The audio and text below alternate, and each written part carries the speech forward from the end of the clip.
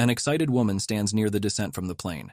Her face is flushed, as if in a fever, and a small hand carefully checks to see if she has a temperature. This boy is her son. He anxiously asks if she is okay as he wants to see his uncle as soon as possible. The woman smiles reassuringly at him. She nervously looks away from her son and clasps her hand in her lap to hide her trembling. In fact, while still on the plane, she remembered the same terrible night. But something distracts the son's attention. A black car pulls up a few meters away, and the child happily points his finger at it and shouts that it is his uncle's car, and their uncle has come to pick them up. He jumps out of the woman's hands, clutching the toy, and runs to the car. She then excitedly asks him not to run so fast. Meanwhile, the car window is lowered. A wealthy man in a business suit is sitting in the back seat and discontentedly demands into the receiver of the phone that the board of directors be postponed and let the Lingji case also wait for the moment when he returns. He leans back in the leather chair, puts the phone away, and yells at his personal driver to drive to the company. But the boy approaches. With one step, he jumps into the open window of the car and ends up right on the man's lap. With a happy face, he rejoices at his uncle and climbs into his arms. The driver turns to the back seat in shock. Where did this child come from? The boy looks up at the man's face. It is empty, but tense. He excitedly asks who the man is and if he is his uncle, nudging him by the jacket. The mother nervously shouts that Xiaobai has made the wrong car and for him to get out of there urgently. The boy looks in her direction in surprise, holding the toy rabbit closer to him. Xiao turns to the man again, but confusedly says that he really is not his uncle. The boy apologizes but says that he got into the wrong car. The man listens to him with a frown, but indifferently answers, "Everything is fine." In fact, he sees that there is no trace of shyness in the child's eyes. His tutor must be very nice indeed. The boy looks in his mother's direction for a second, then returns to the man with a happy smile, asking if he has a girlfriend. His mother is very beautiful, and he meets Xiao's standards. And in general, does he not want to think about a relationship with her? The man stares blankly at the boy. The driver in front freezes in fear, holding onto the steering wheel. Are all children so impudent these days? The boy hands the man a piece of paper, and without waiting for an answer, he jumps out of the open car door. He smiles and gives him a final bow, explaining that the sheet has his phone number on it and a photo of his mother on top. Xiao asks him to think carefully about the offer and to call him. He will be waiting. In the end, the boy disappears. The man raises a sheet of paper to his eyes. It shows a child's drawing of a smiling girl with pink hair against a background of a fence and a yellow sun. With one look at the piece of paper, he freezes and visibly falls on his face as if he recognized the woman. Xiao happily runs to his mother, dragging the toy behind him. The woman scolds him excitedly, asking how he managed to get into someone else's car in the first place, and that next time it won't happen. The guy clings to her knee, but excuses himself. He thought it was an uncle. The woman apologetically turns towards the car and apologizes for the act of her little brawler. But the man does not even turn his face to her. He ignores her words and rudely tells the driver to go. The car immediately takes off, blowing the woman's hair. She looks in their direction in confusion. For some reason, this man's voice seemed very familiar to her. The duo walks along the airport road. The woman angrily complains why this stupid boy still hasn't picked them up. They've been waiting for him for so long. Suddenly, as if sensing someone's presence behind her, she suddenly turns around with an angry look. A red-haired man in glasses smiles and waves at her, greeting her sister and Xiao. The boy with shining eyes turns to him and joyfully jumps into his arms. The man laughs and catches Xiao asking if he missed him. He loudly agrees, but blushes as he grabs his jacket. Finally, they are in the car, the man in the front, driving, and Xiao sitting on her mother's lap in the back seat. He enthusiastically tells that he has just met another very handsome uncle. Xiao rolls his eyes dreamily, but shyly mutters that he even thinks he has the kind of appearance that is very suitable for the role of the boy's father. The man smiles and teases him, asking if he is really that good-looking, and if his own uncle is as handsome as he is. Xiao smiles and replies that they are both equally beautiful. With a happy smile, Xiao returns to his mother and asks if he can meet his father. She said he is in this country. The woman anxiously leans over to the boy and answers that his father is already dead. Xiao purses her lips in frustration. The woman soothingly covers his face with her palm, but she begins to shake again. Her thoughts are spinning that this man is worse than an animal, and she does not even want to know what he does. The boy, as if sensing his mother's nervousness, smiles at her and strokes her cheek with his palm. He cheerfully assures her that she will definitely be able to find him a new dad. The woman is surprised, but after a few seconds, her face falls. She desperately asks if Xiao misses her mother. The boy excitedly shakes his head and shouts, "Of course it is enough, but only 2 adults will be able to protect his mother." She smiles and pats his head reassuringly. She has Xiaobai, 1 man, and he is enough to protect her. The boy frowns decisively, but agrees. But he has something else going on in his mind. In fact, since his mother doesn't want to look for him, he will find him himself. In any case, he gave out a lot of business cards, the same ones with a picture of his mother, and now he just had to wait for the call. Meanwhile, a man in a business suit is sitting in the office in front of a laptop. It's off, but instead he's looking at a business card with a picture on it. He remembers the boy's beaming face as he held out his business card and frowns. Like a current, his thoughts are captured by this situation. The eyes of that little demon were the same as that woman's. Purple, unusually bright. After a few minutes, he throws the picture into a desk drawer and hides it. Lin Shen brings her sister and the boy into a spacious room. This will be their place of residence for the first time. The man pulls Xiao's cheeks with a smile, informing him that he was able to find a school for the boy. The woman sincerely thanks him. Her face turns pitiful for a second, and Shen immediately turns away and rushes out of the house. He laughs, saying that his sister Ji is getting too sentimental, winks and waves goodbye. He has to leave urgently because he has a lot to do. The woman touched her hand to her chest. He promises to call back. Already 2 days later, the woman is sitting in the office of the film studio, confused. Actors, managers, stylists, staff circle around the studio. Everyone is busy with their own affairs. The girl sighs in despair as she looks at the sheet of text in front of her. Xiaobai is growing faster and faster, and she needs to find a way to make more money. But recently, she was able to sign a contract with one company and get a role. And although her character is a female thief, the main thing is that she has lines. She rubs her temples with a finger with difficulty when the manager calls her. It's time to shoot her take. But just as Ji is about to start work, her phone starts ringing. She picks up the phone, but her face shows instant fear and shock. It's Shen, and he's telling her that Xiaobai is missing. The phone instantly falls to the floor. The woman freezes, panic rises in her throat, and tears come to her eyes. Her head is spinning. How could this happen? Unable to say more, she storms out of the staff room, right in her stage clothes, and shouts Hua Xiao that she has some business that she needs to leave urgently. She picks up the hem of a long dress and tries to run in her high heels. Disdainful mutterings are heard from behind.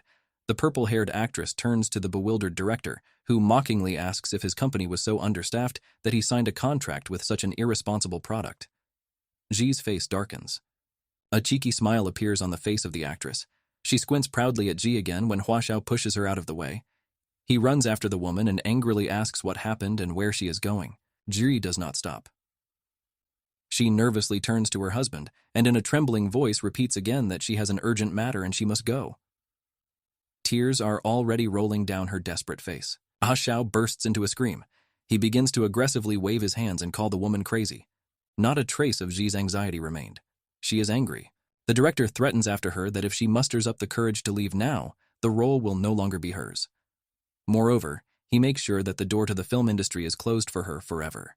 The woman grabs the door handle and turns one last time to shoot the man with a frown. She apologizes to him, but says that she will not play a role this time. In a moment, Ji is already leaving in a taxi. She changed clothes, leaving the stage image far behind. Her phone rings and the woman immediately grabs it and picks up the phone. Someone politely greets her on the phone and asks if she is Xiaobai's mother. The fear on the woman's face is quickly replaced by aggression. She makes a lot of noise and asks who it is and where her child is. On the other end of the call is the same businessman they met at the airport. He stares intently at the seat in front of him, but replies that Xiaobai got into the wrong car again and is now in his company. Let her come and pick him up.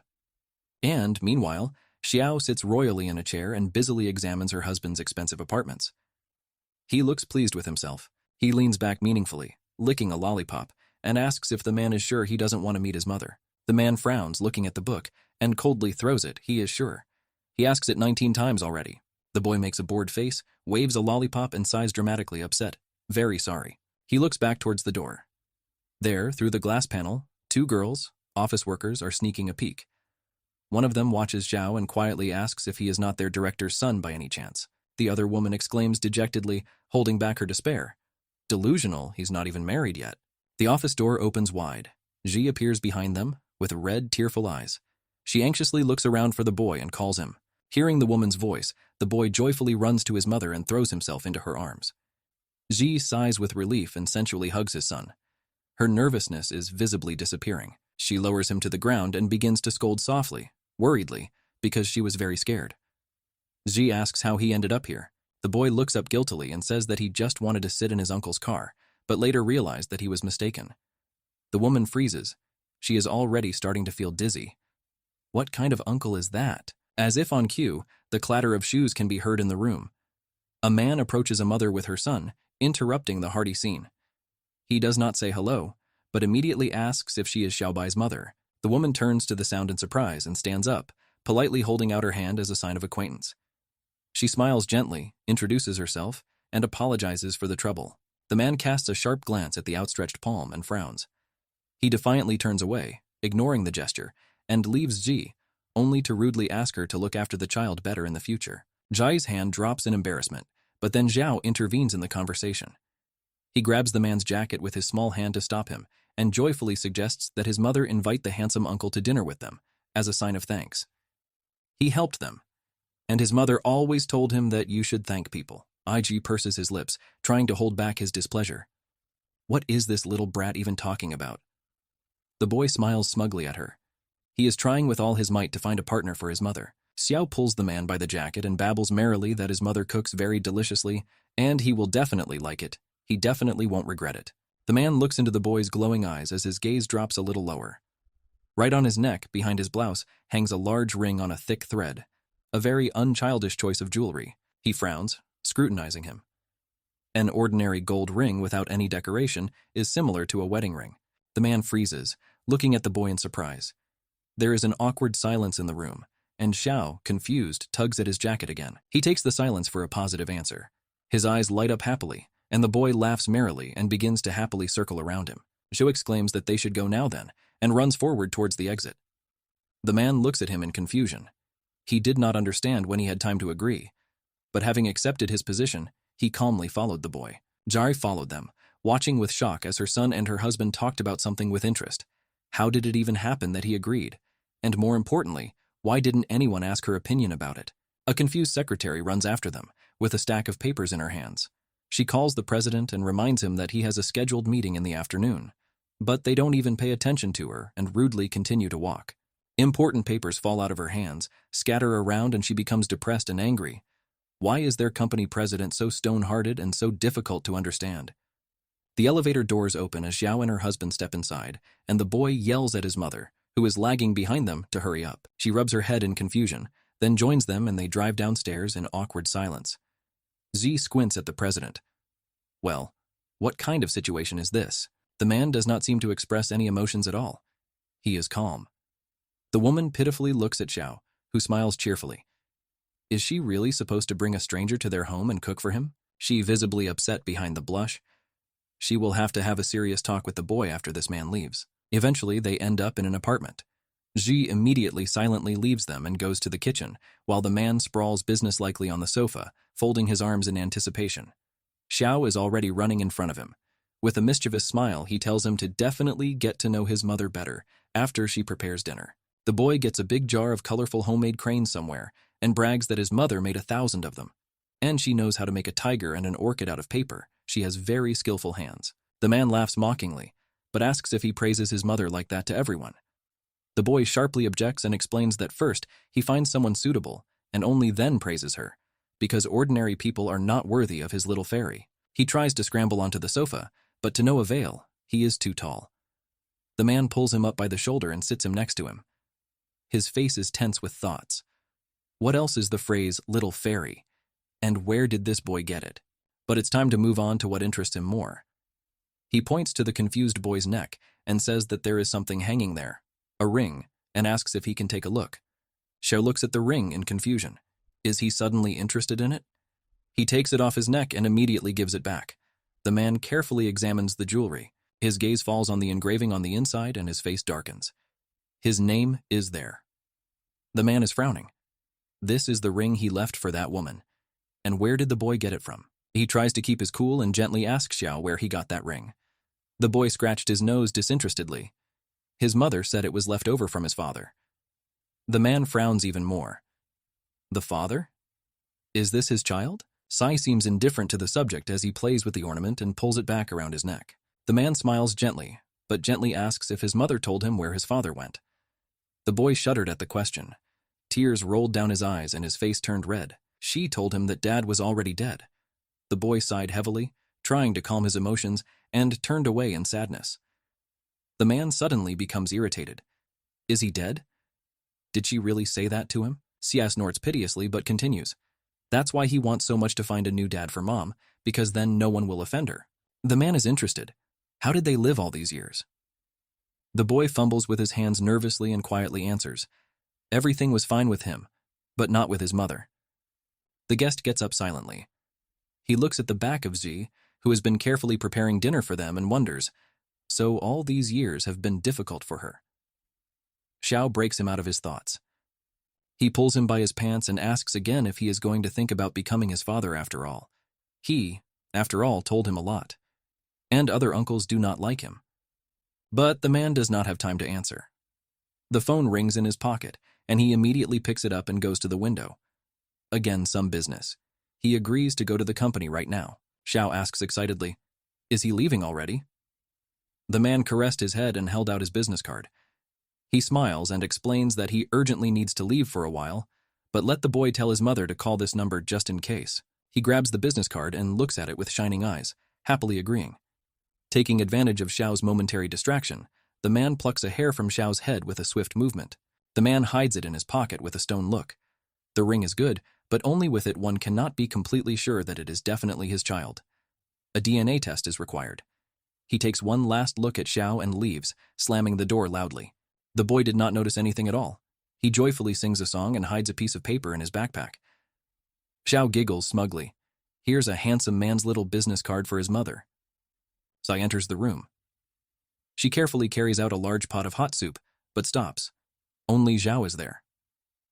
The woman asks why he is alone, and the boy answers that the handsome uncle has some urgent business.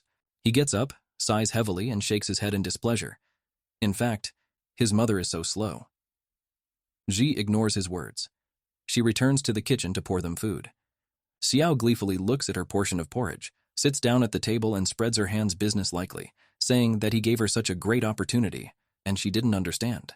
The woman frowns and tightly clenches her fist on the table. In a firm tone, she says that she needs to have a serious talk with Xiao. The boy looks at her in confusion as his mother kneels in front of him, touches his shoulder, and says seriously, in the future, let him not call strangers home like that again. What if it turns out to be a bad person? Xiao guiltily slouches under her hand, but quietly replies that this uncle is definitely not a bad person. The woman is surprised. Why did he make such a decision? He shamelessly raises his head, but brags in a childish way, because he is as handsome as Xiao. Zhi immediately puts him in his place. She frowns but scolds him. How many times has his mother told him not to do this? She threatens that next time she will leave him abroad if he does this again. The boy immediately makes a pitiful face and starts pretending to be an angel. Everything is clear. It will not happen again. Meanwhile, the secretary hands the president of the company a blue folder. The results have already arrived. He gives her a firm, serious look and frowns. It's time to find out the truth. This is really the president's biological child, concludes the secretary. He silently goes through the papers with the medical reports while his mind is filled with memories of a beautiful girl with red hair and deep, sincere eyes, laughing at him, and then crying in terror. It seems that it is really the same woman. He takes his eyes off the document. Now he knows everything he needs. The man orders the secretary to go and get them. He smiles with relief, but seems to become winged again.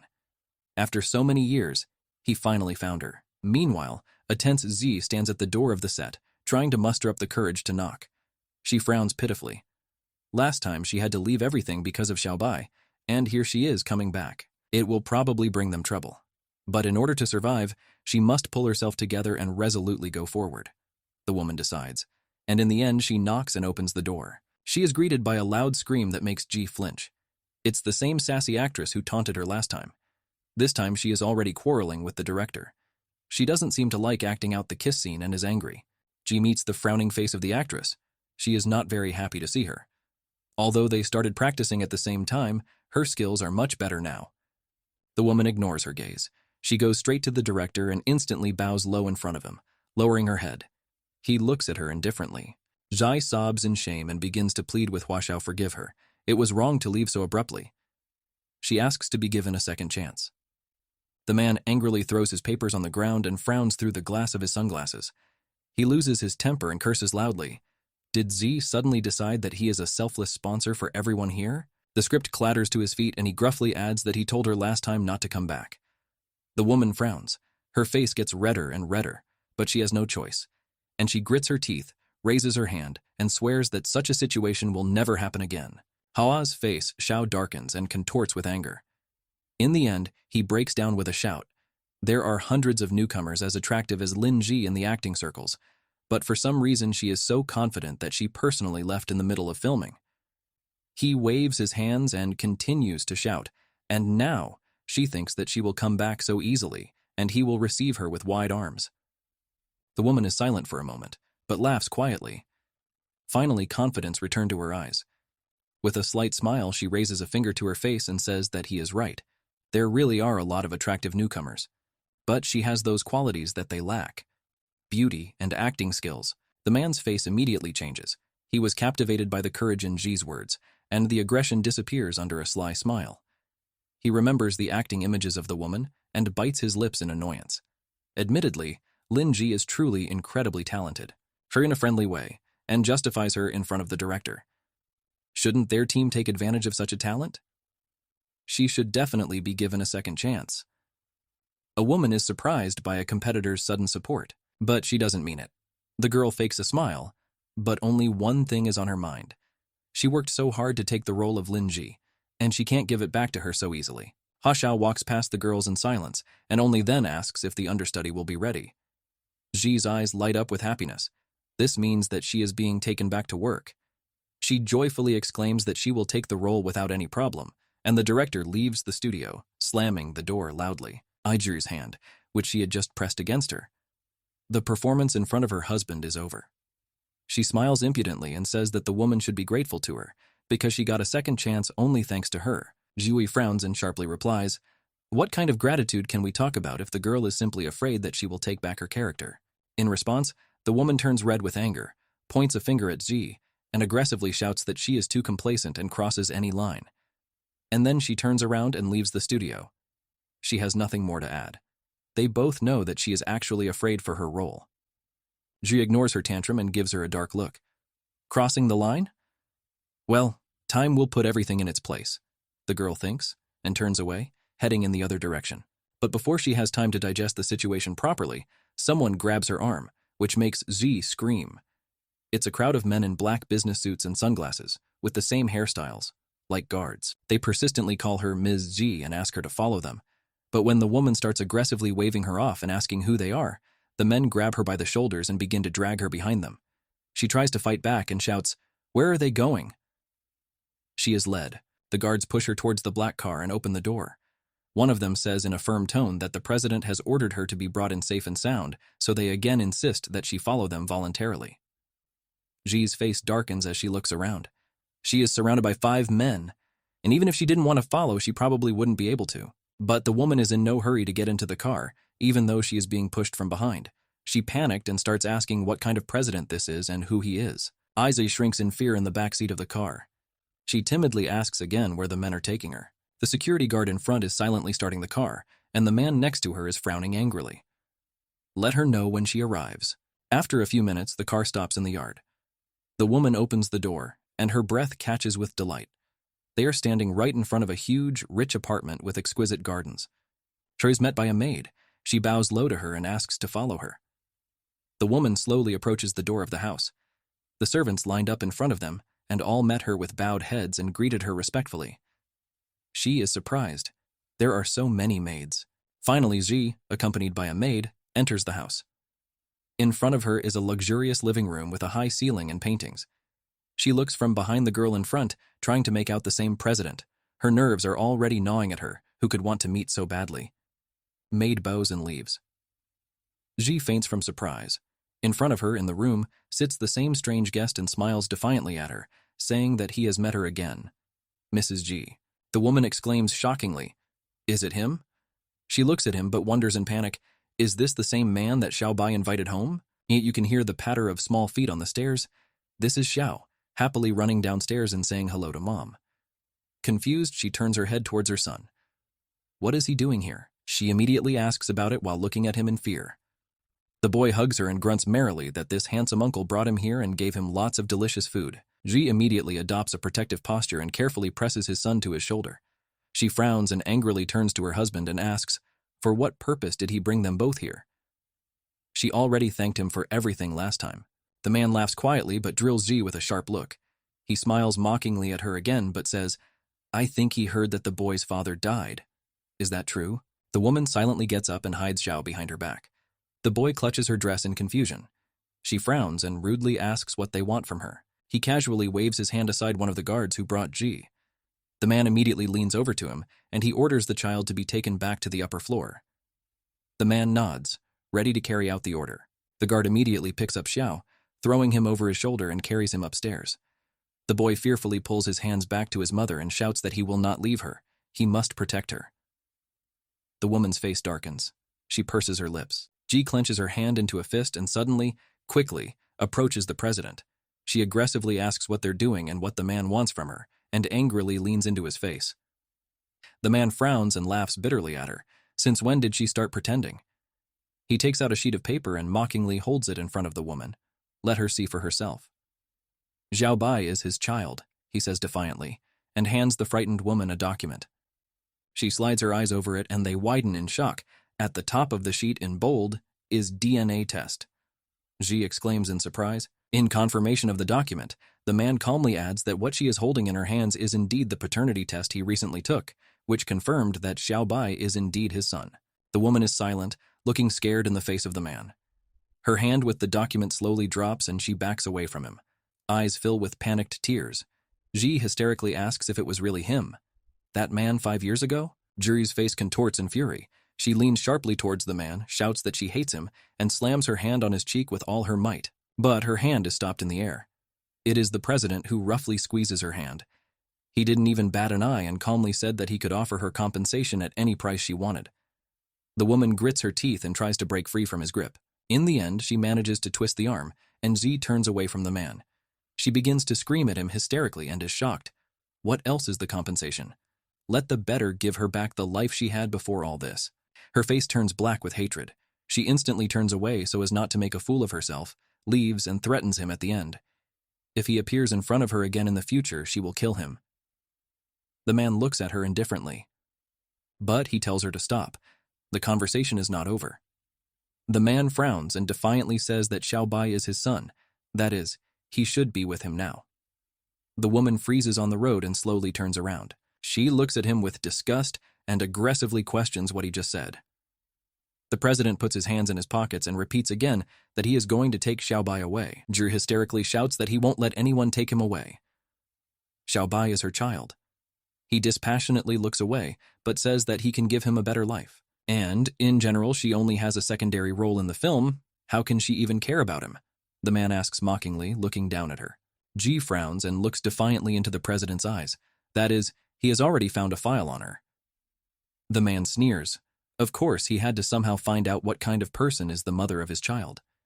The woman clenches her fist and aggressively drills him with a look from under her hair.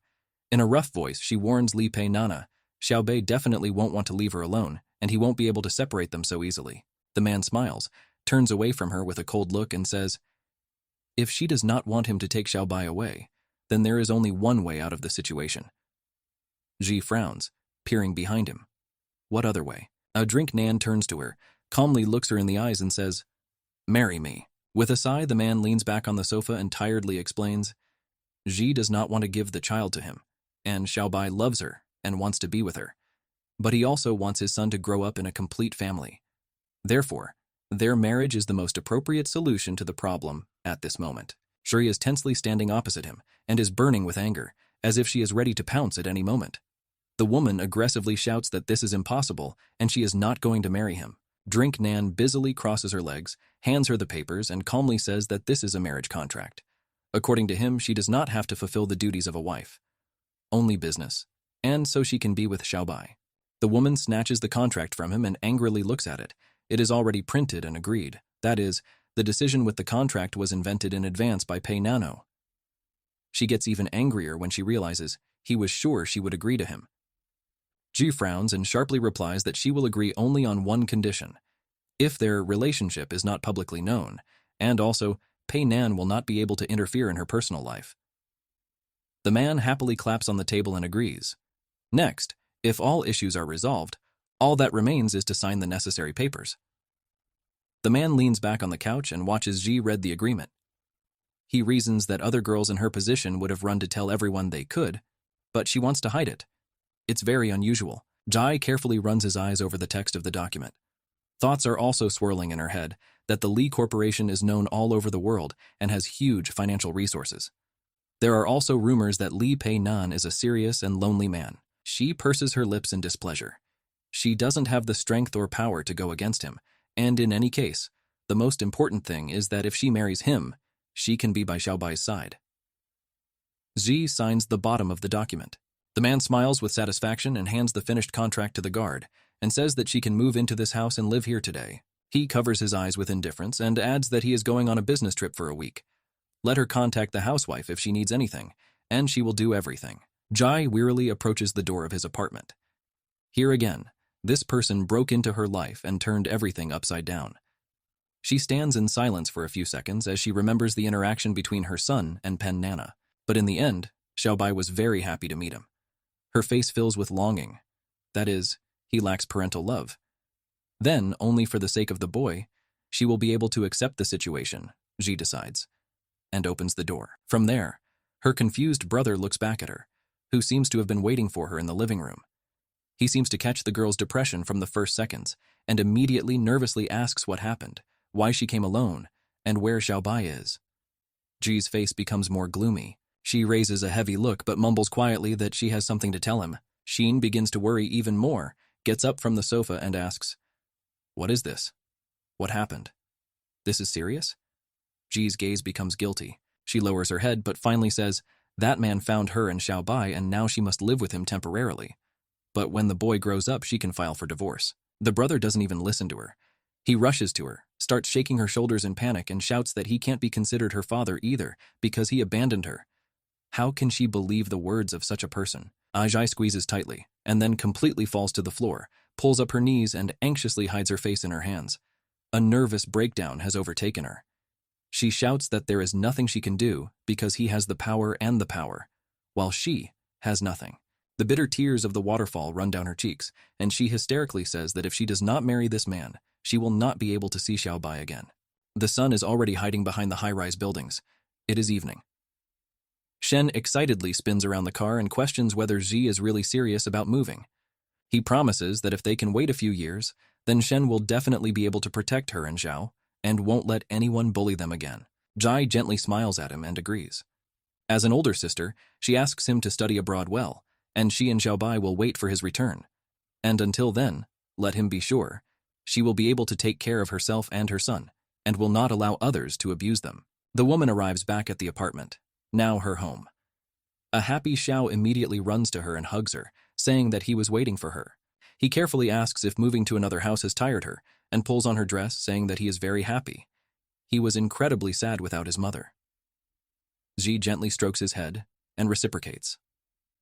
2 days later, Xi is already walking around the dining room with the script in hand and repeats the role. This time Xiao gave her the script for the first understudy, and whether or not she gets a chance to act, she'll find out in the first act. The phone on the steel is ringing. She puts down the papers and picks up the phone. It's from the agency. The director shouts that the role of the understudy has been approved and she needs to gather by 9 o'clock.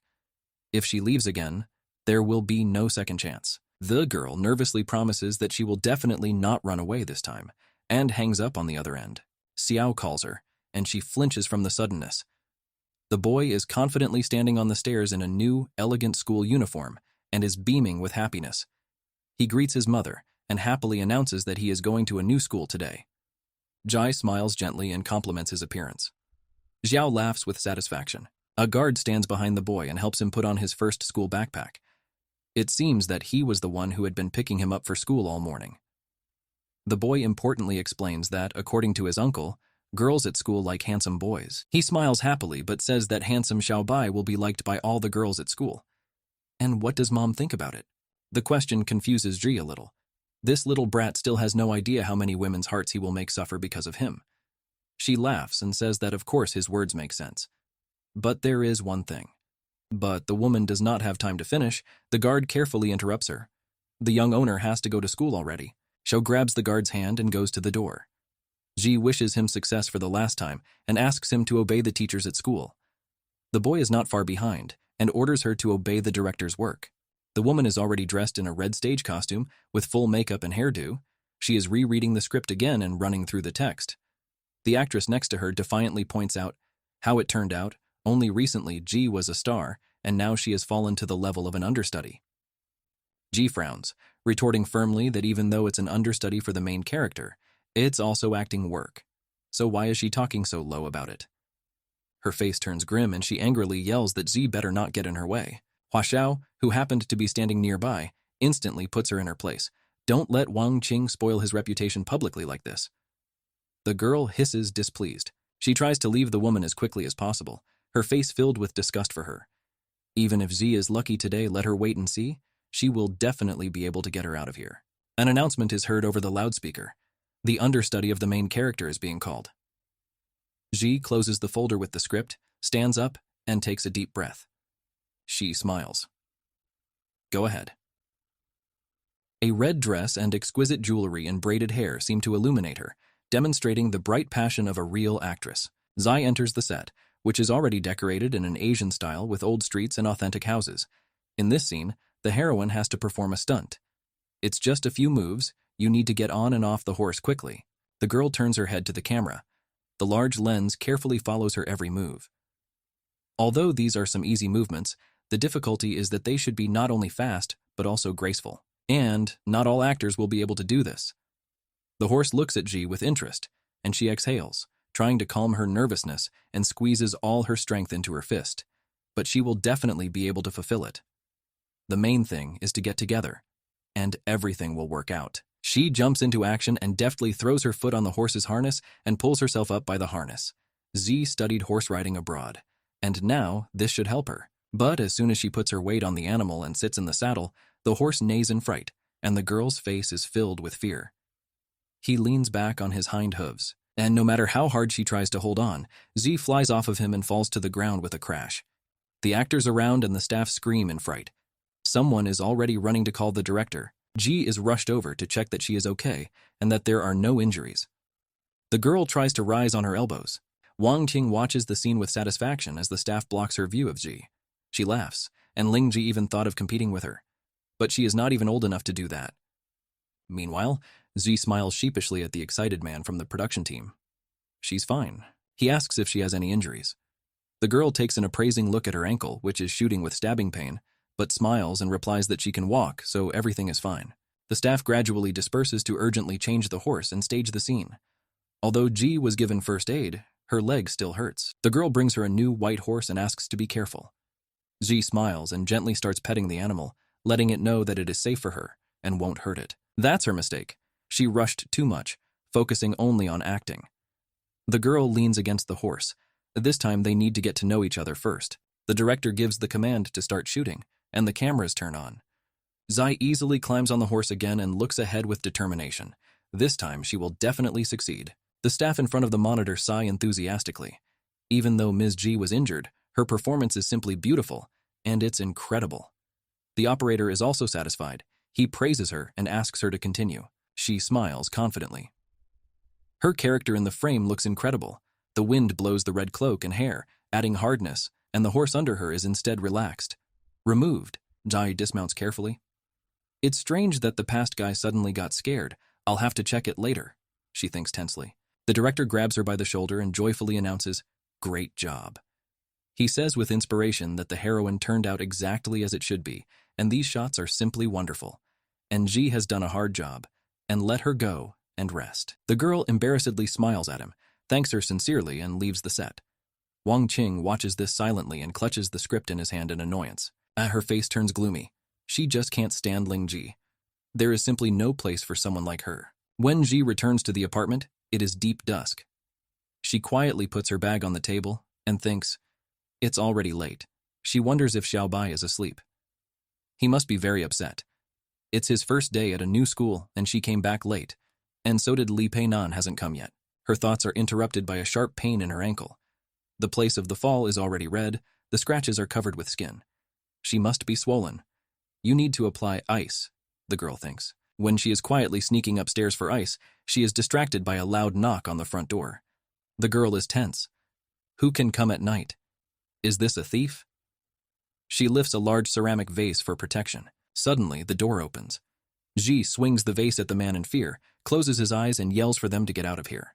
But her strength is not enough, or her leg fails. She suddenly begins to fall, and with a scream she buries her face in the chest of the man in front of her. The vase flies to the floor and shatters into pieces with a loud noise. Ji lifts her head and her face instantly turns red. It's Li Peinan, who carefully picked her up. Out of surprise, she begins to stammer in confusion and asks what he is doing here. The man pierces her with a calm look. He walks further into the living room, gets himself a bottle of water and mockingly asks, this is his house. And here she wonders why he is here. The girl squints in his direction in confusion. But didn't he go on a business trip for a week? She hops to him on one leg, no longer risking getting up on her injured ankle after falling. Then why did he come back so quickly? Drink Nan puts the bottle on the table, falls on the sofa and says that he has already finished his work. He takes a serious look over Ji's body and frowns when he asks what happened to her leg. She instantly hides her leg back so he can't see the swelling, and with a big smile playfully replies, it's okay, she just sprained her ankle a little. Zhu continues to play the role of a good, happy wife and says in a caring voice that he just got back, must be tired, so let him go upstairs to rest. The man gets up from the bed, coldly looks at her and sharply cuts off, what kind of smile is that? Don't pretend. The woman freezes and tensely thinks, what is wrong with her smile? This, in general, is the work of a professional actress, and she has done it very carefully. He doesn't even like that. Drink Nan frowns even harder when she thinks that this woman is even smiling with great reluctance when she sees him. He changes the subject. He has one unpleasant news for Ji. He smiles defiantly, leans towards her face, and says that she just broke a vase that was made during the reign of the Tang and Song dynasties. Moreover, it costs 5 million yuan. The girl's mouth opens in shock. She exclaims, what? This vase cost 5 million yuan? Pei's shoulder in a friendly way. Nana, winking with a nervous smile, asks not to joke like that. It's not funny at all. The man's face is blank. He coldly replies that he never jokes. The girl abruptly pulls her hand away and stares intently into his eyes to understand if he is serious. She shuddered, pointed a finger at him and shouted angrily, did he put a 5 million yuan vase like that next to the stairs? The man folds his hands, but frowns apathetically. This is his vase, so it is up to him to decide where it will stand. He rudely asks if there will be any more questions. Jisi smiles awkwardly at him. Of course not. Li Peinan looks at her for the last time, turns away, and finally gives the order. Throw her out. She shuddered in surprise and asked in shock, throw away? The woman returns to him again and continues to complain. Throw away 5 million yuan. She sighs heavily and frowns exasperatedly as she mutters, if so, why was there a need to tell her how much the vase was worth? He just makes her feel guilty on purpose. The man stops in front of the stairs, smiles and looks back at her. Why did he say that? There are still many expensive things in the house, so let her be careful not to throw away another 5 million the next time. He continues on his way to the room and thinks, it seems that this woman did not even understand what Li clan means. Ji carefully touches the broken vase, but thinks hard. This man is too mysterious. But first of all, it is worth collecting the pieces so that he no longer demands money from her. She has guilty tears, as many as 5 million. Even thinking about it is unpleasant. The pain shoots again in the leg, and the woman grabs the painful place, but reminds herself out loud that she needs to apply ice, otherwise she won't be able to move tomorrow. In addition, she got the roll with such difficulty that she cannot relax. These words reach Pei's ear, Nana, who is already walking on the second floor. He casts an interested look at the woman and thinks, her ankle is swollen, but tomorrow she wants to continue filming. It's worth a look. He spies on Ji, who has finally taken off her heels and is sadly treating small wounds. When she is silent, she looks very beautiful. Good morning. Pei Nan comes down to the living room, again dressed in business suit as usual. He is met by Xiao, who is already sitting at the dinner table and happily greets Dad. He is surprised when he sees that he is already at home. Zai serves fragrant, hot food for the boy. He instantly gets up from his chair to go to her and whisper sublimely, like a secret, her husband has already returned. She freezes in place with the dish in her hands, and her face tenses up in annoyance as she thinks, who does he call her husband? Even if he was her husband, she would rather choose to remain single for the rest of her life. Xiao is beaming with joy as she runs to hug her dad and asks when he arrived. The man looks at him in surprise and pats his head gently. Last night. The boy is upset by these words and leans against his leg. It's a pity that he went to bed early yesterday. If only I had known that Dad would return. Then I would have waited. The man picks him up, lifts him above his head and gently smiles, saying that next time he will definitely inform him earlier. To Xiao when Peinan promises him to do it and sits back down at the table. Juri joins the conversation. She reminds him that he must have breakfast, otherwise he will be late for school. The table is already laid in front of him, and water is carefully poured by his mother. Xiao agrees and grabs the cup. The boy pulls his dad's jacket and asks to have breakfast together, then turns to his mother to ask with his mouth closed if she can bring him food. The woman sighs dejectedly and rubs her head. She didn't prepare anything for him. But of course she can't say that, so she pushes her plate towards Pei Nana. She apologetically says that she doesn't know if he likes noodles, but this is for him. A portion of meat, vegetables, and noodles covered in hot broth. Juri sighs and thinks darkly. Everything is right. You should give him your breakfast as compensation for yesterday's vase worth 5 million. The boy is beaming with happiness and asks his dad to taste the dish as soon as possible. Mom's noodles are very tasty. The woman pulls Xiao by the cheeks but angrily thinks what a stupid son she has. In general, Mom is also hungry. Audrey glances at the watch on his wrist. It's time to go to work. She tells them to eat, and she is about to leave. The boy surprisingly agrees. She unties the straps of the apron and finally kisses the boy tenderly on the forehead. That's it for today. Let him obey the teachers well at school, and it's time for Mom to go. She gives him a gentle smile when she sees the confusion on Xiao's face. Does he need anything else? The boy winks playfully and points in Pei's direction. Nana, who is still standing petrified in front of the table, says, Mom still hasn't kissed Dad. The man's face tenses up instantly. She instantly blushes. Kissing Pei Nana. It seems she has already lived too long. She turns to her husband. He stands like that, motionless, and watches her silently. It seems that he will have to get out of the situation himself. The woman laughs in embarrassment and waves her hands, telling the boy that kissing is not popular among adults. But he does not back down, and in surprise asks if it is true, because Ji has definitely kissed her godfather before. Pei's face Nana immediately darkens in disappointment. What else is the godfather? Did this woman have another husband before? Ji awkwardly pulls Xiao's cheeks to distract him from his thoughts, and smiles awkwardly. Little children shouldn't talk much. Let him eat or he'll be late for school. The boy breaks free and agrees, although he does not look too pleased with the answer. He waves her goodbye and asks her to be careful on the way. The woman gives him a gentle smile and closes the door, leaving Xiao with Pei the two of us. There is a tense silence between them as Pei Nan, still frowning at the thought of another man, asks who his godfather is. The boy lets out a boisterous laugh, but does not answer.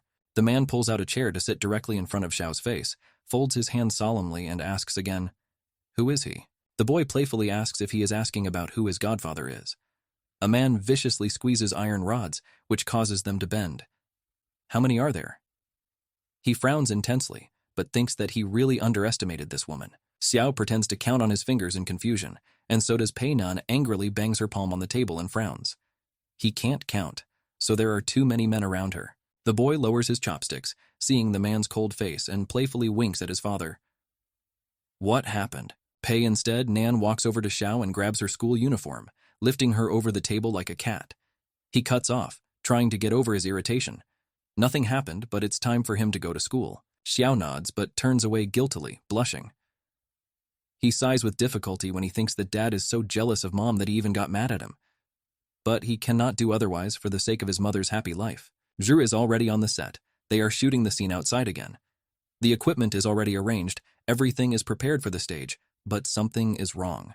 One of the organizers breaks the silence. He swears loudly that he has to terminate the contract with Yang Ran because he can't stand her anymore, and aggressively throws some papers on the ground.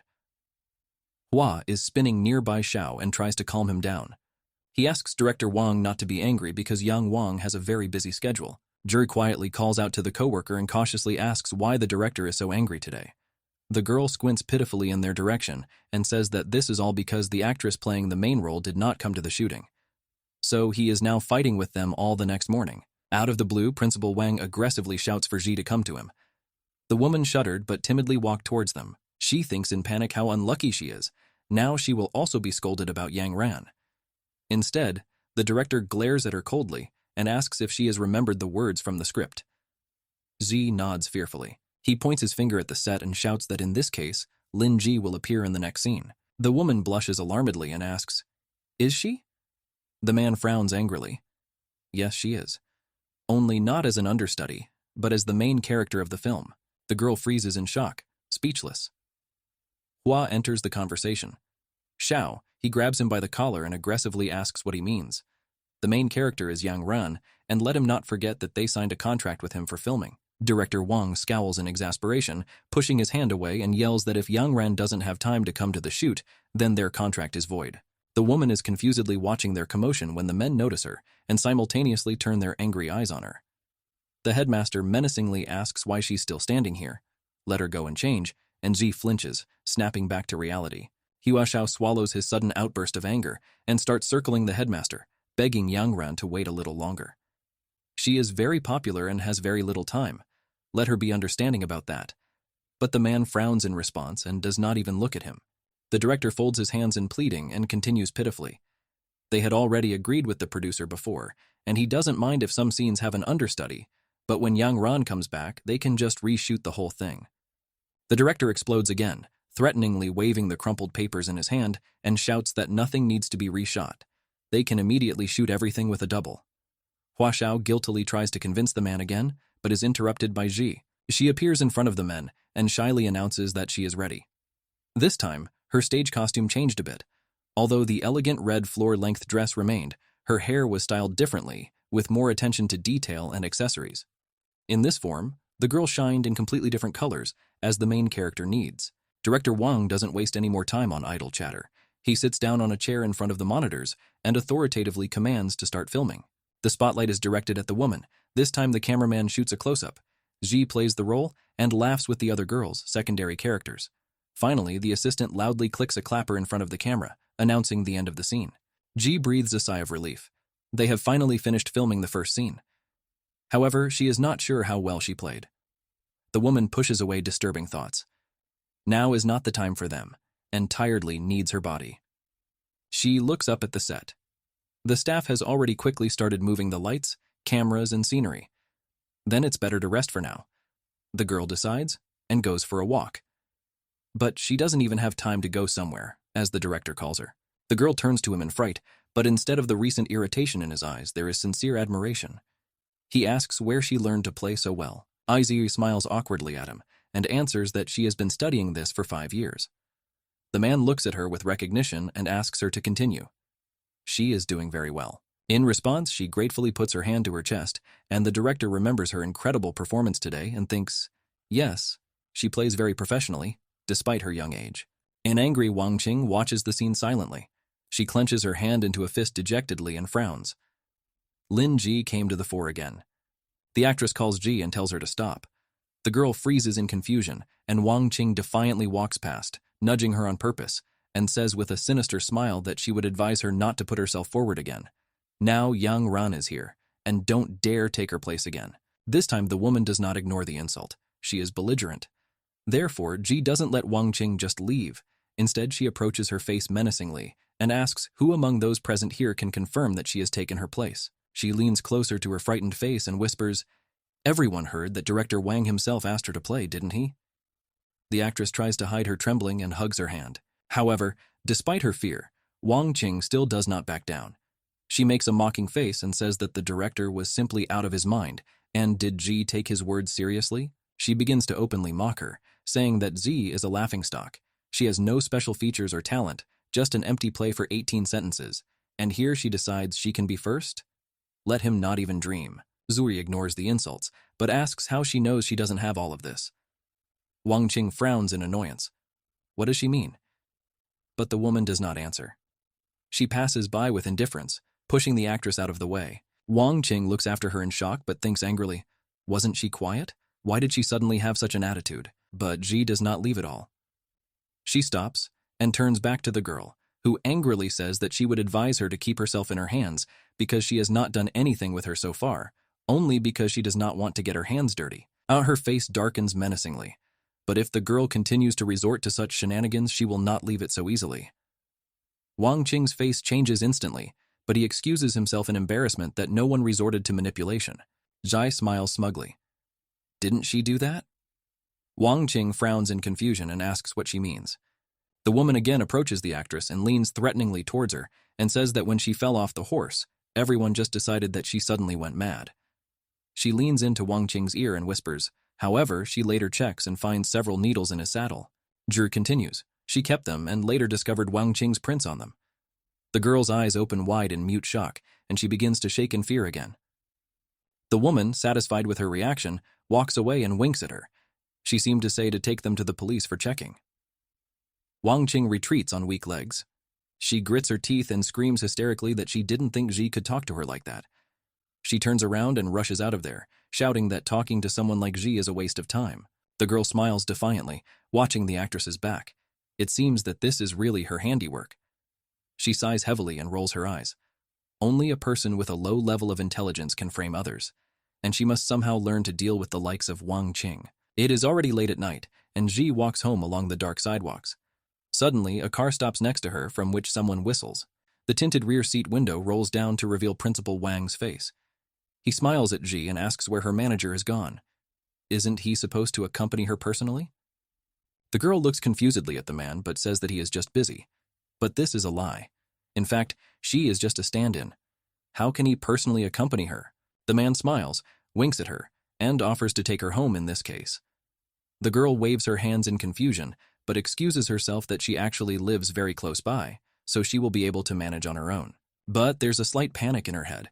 There's no way she'll allow herself to be driven, or Director Wang will find out that she's living with Li Pei Nanom, and then their relationship will be revealed. Eventually, late at night, Ji reaches the apartment. She guiltily enters the door. She came back late again, and Xiao is probably already sound asleep. She quietly goes up to his room. The boy has been snoring for a long time with a toy airplane in his hands. It seems that he fell asleep again while playing.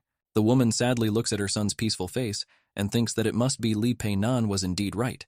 He needed a father. She quietly warns the boy that she will now take his toy and carefully snatches the airplane from his hands. Xiao begins to toss and turn restlessly, but mumbles in his sleep that Dad also wants to kiss Mom goodbye. Zi freezes in place in shock. Confused, she thinks that he really needs a father. What is Xiao dreaming about? The boy relaxes again and begins to snore quietly. Ji gently strokes the back of his head, leaves a gentle kiss in shock, and wishes sweet dreams in her mind. Juri quietly closes the door to his room when Pei sneaks up behind her Nan. He asks with a frown why she came home so late, and the woman flinches at the suddenness and jumps back to the door in fear. The man looks at her intently, folds his arms and asks, "What happened? Is he really that scary?" Ji grabs his heart and breathes. He appeared behind him so suddenly everyone would be scared. Pei's irritation Nana does not disappear. He hovers over the girl and again sternly repeats his question. Why did she come back so late? Sai excitedly excuses herself. She has a lot to do, and when the workday ends, it is already too late to catch a taxi. The man stares at her coldly and asks if she doesn't have her own car. The woman nods affirmatively. No. She wipes away tears in her mind. Why doesn't her company provide anyone with transportation? Drink, suddenly Nan rests her hand on the wall next to the woman's face, blocking it with her body. In response to her surprised look, he says what Xiaobai said, as if he has the same car as his uncle. Zhi awkwardly looks away, but says that actually, his uncle only rented this car. But Xiao liked the model so much that Lingshen tricked him into saying that he had the same model to make the boy happy. Confused, she explains. He rented this car when they first came back from abroad. The man leans over her face, listening intently. The woman desperately thinks, if only she could afford such a luxury, she wouldn't work so much. Nan remembers how the boy tried to stay awake at night cuddling a teddy bear until the last and asks Ji to come home early. If not, let Xiao call, because he was waiting for her today. The woman looks away guiltily. She wrote to him about it. Why was he waiting for her? The man frowns in annoyance and asks, she told him about it and he what? An exception? Ji casually rejects. What is the point of him writing? He is not waiting for her. The man removes his hand from the wall and suddenly grabs her palm. Nan looks at her angrily but menacingly asks why she suddenly decided that he wasn't waiting for her. He thinks then what was the point of him staying here? The man frowns, rejects her hand, and walks away offended. This stupid woman. Jai looks after him in confusion, her hand still frozen in the air. Is he mad at her for coming back so late? She sighs heavily and slides down the wall in frustration. Unfortunately, there was no clause in the contract that she could come home late. It seems she will have to buy a car after all. The next morning, the girl, as usual, comes to the set. The staff loudly announces that Lin Ji is here, but she doesn't even have time to say hello to everyone. Somewhere behind, Wang Qing immediately appears, mockingly shouting that she warned Ji. You shouldn't overestimate yourself if you don't want to lose face later. Song Yang Ran is already back, so she needs to be dropped from the set. Zhu frowns and asks what she means. Wang Qing laughs smugly. This morning, the producer personally brought Song Yan Ran. What will happen next? She approaches the woman closer and mockingly asks, did she really think she would become the main character? Did she really decide that she could replace the star? Ji recoils under her pressure. However, a producer appears on the horizon. He loudly announces that he has something to tell everyone, and both women break away from each other, turning to him in surprise. The red-haired man smiles as a beautiful black woman looks over his shoulder, glowing with an aura of popularity. This is Yang Ran. The producer says that the girl was delayed at work for some reason, but now she is back, so he hopes that they can focus and finish the film as planned. The woman flicks her bangs and gives the staff a cheeky, apologetic smile. She repeats again that she was late at work too long, but she will treat everyone to tea, and that will be her apology. He and the producer bow to everyone at the same time. There is a sigh of inspiration among the workers. Someone begins to reassure Yang Ran that everything is fine. They only filmed the scenes of the minor characters, so the work was not delayed. Another girl cheerfully whispers to her friend that she is so kind after all. She didn't put everything on display, but apologized to them so sincerely. The friend agrees. Yang Ran definitely deserves his success in show business. Director Wang angrily bangs papers on the table to stop the ruckus and tells everyone to stop messing around. They're starting filming in 15 minutes. The producer excitedly turns to Yang Ran, but mutters apologetically that everything is fine. Director Wang is just a strict person, but he doesn't want to offend anyone, so don't take everything to heart. And it's time for him to go back to the agency. Yang Ran nods, smiles gently at him, and asks him to be careful on the way home. The man blushes at her attention. Ji is watching this scene from afar. She is sitting gloomily at the cosmetic table. A woman looks at the profile of an actress. Song Yang Ran really looks much more beautiful than on the TV screen. With a sigh, she breaks away from contemplation and stares at the open notebook in front of her. Someone calls her name directly from behind, which makes the girl flinch and turns. It's Director Wang, hovering over her shoulder and carefully looking at the girl's notes. He seems to have been standing there for some time. The man wonders if Ji wrote all these notes herself. She smiles and replies that she takes notes when she reads the script to better understand the role she has to play. The man looks at the records and nods. She is very promising. The director looks towards the actress saying goodbye to the director and says that there is one thing. Since Song Yang Ran is back, Ji won't be able to play the lead role. But the man cheerfully smiles at her. Don't worry, he has one role for her. And although it is not so significant, it is much better than being a backup. Ji bows to the director and says that she is very grateful to him for this. The man looks at her solemn expression with surprise. And is she happy with it? He frowns when thoughts again appear in his head about how promising an actress she is. She just soared and immediately fell. But she was not upset at all. It is unlikely that even an experienced actor could remain calm in such a situation. Jai smiles and optimistically explains, why should she be upset if recently she was only a stunt double and now she is a supporting actress? Director Wang lowers his eyes. Yes, indeed, his senses are not deceived. This up-and-coming actress is really fit for show business, and if she continues to work so hard, she has a bright future ahead of her. The man insists that the job he gave Ji is a supporting role that suits her well, and she needs to perform well to impress the audience. The woman asks what kind of role it is. The director smiles warmly. Mu Nian Li.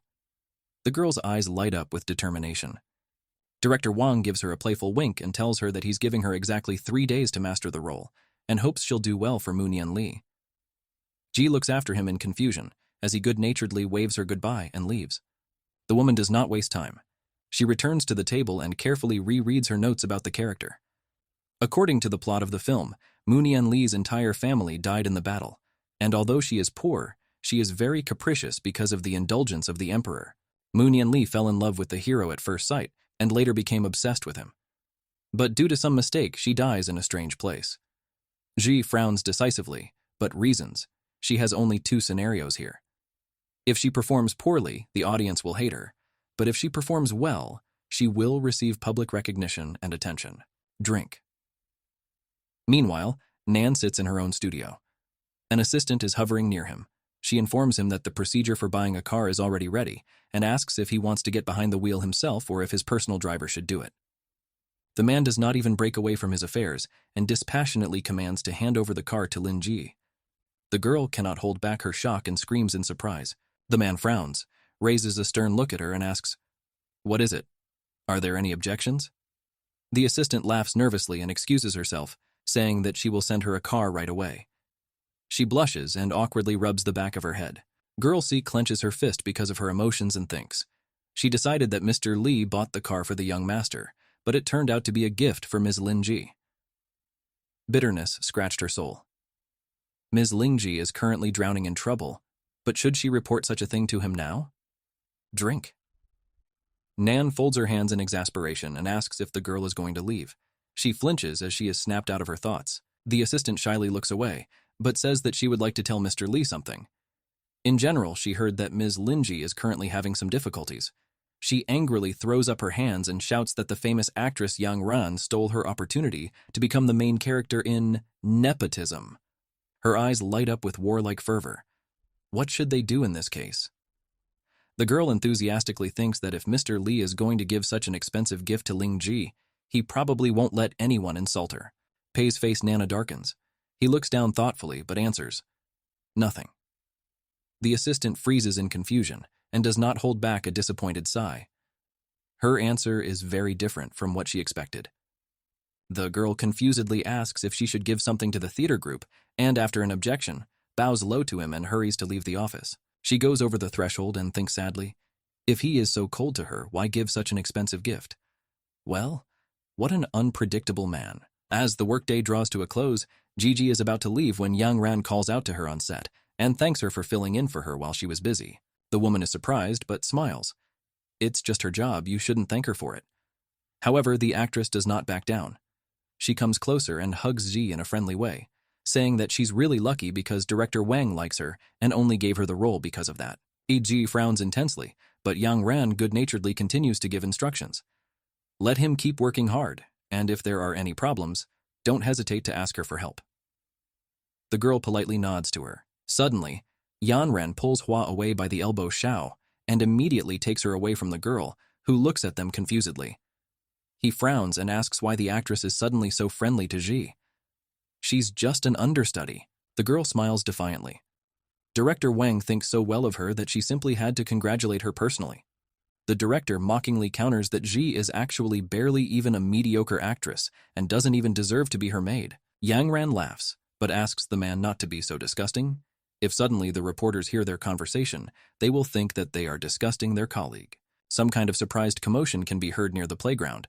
This is the cast and crew on their way home, discussing a new car that suddenly appeared near the set. There are heated discussions about how exquisite it is. It is white, big, and most importantly, the most expensive minivan. One of the crowd suggests the idea that it might belong to Yang Ran. Someone else nods affirmatively. This is definitely her car. Only she likes it. Ji looks back towards the people and thinks that it must be very expensive. It seems that Yang Ran's acting work has brought her huge profits. But just as the woman is about to cross the road to go home, the car breaks down and drives right up to her. The crowd turns their heads and shouts in shock, "Why did she stop in front of Ling Ji?" The girl also carefully inspects the car. What does Yang Ran need from her? Why did her car stop next to her? Meanwhile, Yang Ran herself appears, but surprisingly, she does not come out of the car, but from the shooting pavilion, and just like the others, she is surprised by the sudden gathering under the gate. One of the girls immediately rushes to her and enthusiastically asks if this car does not belong to her, but the actress does not have time to answer. As the door suddenly opens, a man in a black suit comes out, bows low to Ji, and invites her to sit down. Yang Ran stared at what was happening with a stony gaze. An expensive car, a personal driver. But who is this Ling Zhi anyway? Her face darkens, and the girl frowns. Even she could not afford such a car. Meanwhile, Ji turns on all her charm, and with a pitying look, quietly asks if the man is definitely wrong.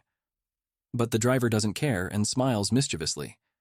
He was definitely not mistaken that she was Ling Ji. The woman leans towards him but whispers conspiratorially, "Is it Lin Su, her brother, who asked him to come here? But this car is actually just a rental, isn't it?" The driver calmly replies that it is Pei Nan. He asked to pick her up from work later. Ji shudders in shock and blushes deeply. She grabs her head in fear. Li Pei Nan? Why would he suddenly want to send her a car, and even give her a personal driver? Jui frowns back at the crowd. Unwanted attention again. And drink again Nan brought her trouble. But people, it seems, did not believe that it was really a girl's car. They quietly discuss that the owner of the car most likely just wants to ask for directions, and slowly part ways. The man again asks her to get into the car to begin with. The owner is already waiting for her at home, and she can ask him personally about why he suddenly sent her a car after returning to the apartment. The woman's face turns blue with tension, and she asks if she can just take the bus. Z panics. If she gets into this car right now, in front of everyone, the next few days will be very difficult for her. The driver's mouth drops open in shock. Is Ms. Lin unhappy with this car? The woman politely waves and denies it. In fact, this car is very refined indeed, and if she said she was unhappy, it would be a lie. The man pitifully asks if Ms. Lin is unhappy with him, holding back tears. The girl quickly excuses herself that this is not true at all. The driver has gone through all the reasonable options for him, so he only more confusedly points Ji to the interior of the car and asks to sit inside. The girl sighs heavily but gives up, sitting down in a large comfortable chair. People around Li Pei Nana is certainly as stubborn as he is. The crowd immediately reacts, and one of the girls shouts in shock, "Ling Ji? Isn't she a newbie? How then was she able to purchase this car?" Her friends are also confused. This is very hard to believe. After all, who is she anyway? She must have good sponsors. Yang Ran also reacts instantly and orders to investigate who is behind the girl in Huaxiao. The man, like a faithful dog, accepts the task. The girl frowns. She decided that Ji is just a newbie who is not worth attention, but due to recent circumstances, it seems that she needs to pay attention to her. In this case, she really cannot remain indifferent. Ji is already arriving home. The driver gallantly opens the door for her and helps her out. How unquestionably he fulfilled the order and returned her to the apartment. Li Pei's subordinates Nana really obeys him. The girl gratefully smiles at him and offers to take a rest. She does not have time to take even a couple of steps. As if from the house on all legs, an enlightened Xiaobai runs to her and jumps into her arms. Ji laughs and asks him to be a little slower and careful. The boy melts in her arms and promises that he will not fall. The woman takes his hand and leads him back to the house when the boy asks with interest if she has already agreed on something with her father. Ji wonders. What did she have to agree on? But Xiao mysteriously does not answer, only offers to go inside. Dad has just returned. Drink Nan is still in her business suit, sitting in front of her laptop. Just as the boy and Ji enter the living room, a joyful Xiao runs to his dad and loudly announces that his little fairy is back. But Zai immediately cuts off all Xiao's plans and asks to go play. Mom and Dad need to talk alone. The boy skeptically asks why he can't listen to the conversation. The woman pinches his nose and objects. Children should not listen to what adults are talking about. Xiao shouts insultingly that he is not a 3-year-old child. Ji laughs. Of course not. He is not 3 years old, but 4. So he can go to his room? The boy sighs heavily and waves his hand sarcastically. He doesn't understand at all why it is so important to his mother that he not hear her conversation with his father, but that's fine. He raises his head and dramatically repeats again that of course he can go up to the room so that Mom can just talk to Dad, and he makes his way up the stairs in a telling manner. This behavior of Ji is very reminiscent of someone. She returns to Pei Nana, who has been ignoring the two of them until now, and asks if he happens to be as small as Xiaobai. This touches the man, and he frowns offensively. The woman thoughtfully says that some things Xiaobai really inherited from him. Drink Nan interrupts. He, for his part, sees that Xiao looks a lot like Ji, and rudely asks if she wants to add anything else. The woman shyly asks why he suddenly gave her a car, and the man asks coldly, like the driver before, "Does she not like him?" Aja mutters plaintively that that's not the point. The car is just too expensive and she can't take it. Besides, there were so many people looking at her today that she felt very embarrassed. A drink. Nan raises her eyebrows skeptically and clarifies. She is an actress, but she is afraid when others look at her. The girl sighs. Well, why is it so difficult with him? Every time she talks to him, she constantly feels that he has a completely different opinion and judges her. Ji collapses on the couch next to her husband and angrily says that even if it is, the car is still too expensive and she can't just take it. Nan doesn't even look back at her and quietly says that this car isn't even for her. She can just use it temporarily. Anyway, she has a hard time without a car and comes home too late, which affects Xiao. The woman shuddered in surprise after hearing these words. So is it for Xiaobai's sake? Nan coldly asks what else it could be for. The girl laughs guiltily but blushes. She thought that he bought a car for her. What a delusion. Embarrassed, Ji insists on paying the rent. After all, this is his car. The man closes his eyes and slowly gets up. Her choice. The girl looks at him towards the stairs, and as soon as he disappears from the field of view, she grabs her head in fright. What a shame. I would rather forget about it. Drink. Nan moved to an office on the second floor and surrounded himself with work papers. But his thoughts weren't focused on them. Instead, he thought about Ji, how she was different from the other girls, still raising a child alone after so many years, but still not wanting to receive any favors from him in return. Xiao happily jumps past the room and looks inside with interest. Why is Dad sitting there? He comes closer to him and asks if the man is thinking about his mother. Nan shudders out of her thoughts. He instantly blushes, caught by his son, frowns angrily, coughs into his fist, and quickly denies it. But Xiao doesn't believe him and asks why he's been looking at the same page for half an hour then. Confused, the man tries to come up with an excuse. But really, why is he thinking about her? The boy smiles and assures his father that he does not need to be ashamed of this. Let him think about her as much as he wants. He will not laugh at him. The man pats his head sternly and menacingly says that he only thinks about work. But Xiao doesn't stop. He smiles smugly and says that Dad won't be able to win her heart like that. Nan rolls her eyes skeptically. And does he understand this? The boy shyly winks at him and brags that he is very popular at school. Xiao folds his fingers and begins to count. If he wants to get her, then he needs to spend a lot of time with her, because if he only gives gifts, she will think that he does not need her. Girls prefer guys who are ready to spend all their time with them. The man frowns in confusion and asks how he knows all this.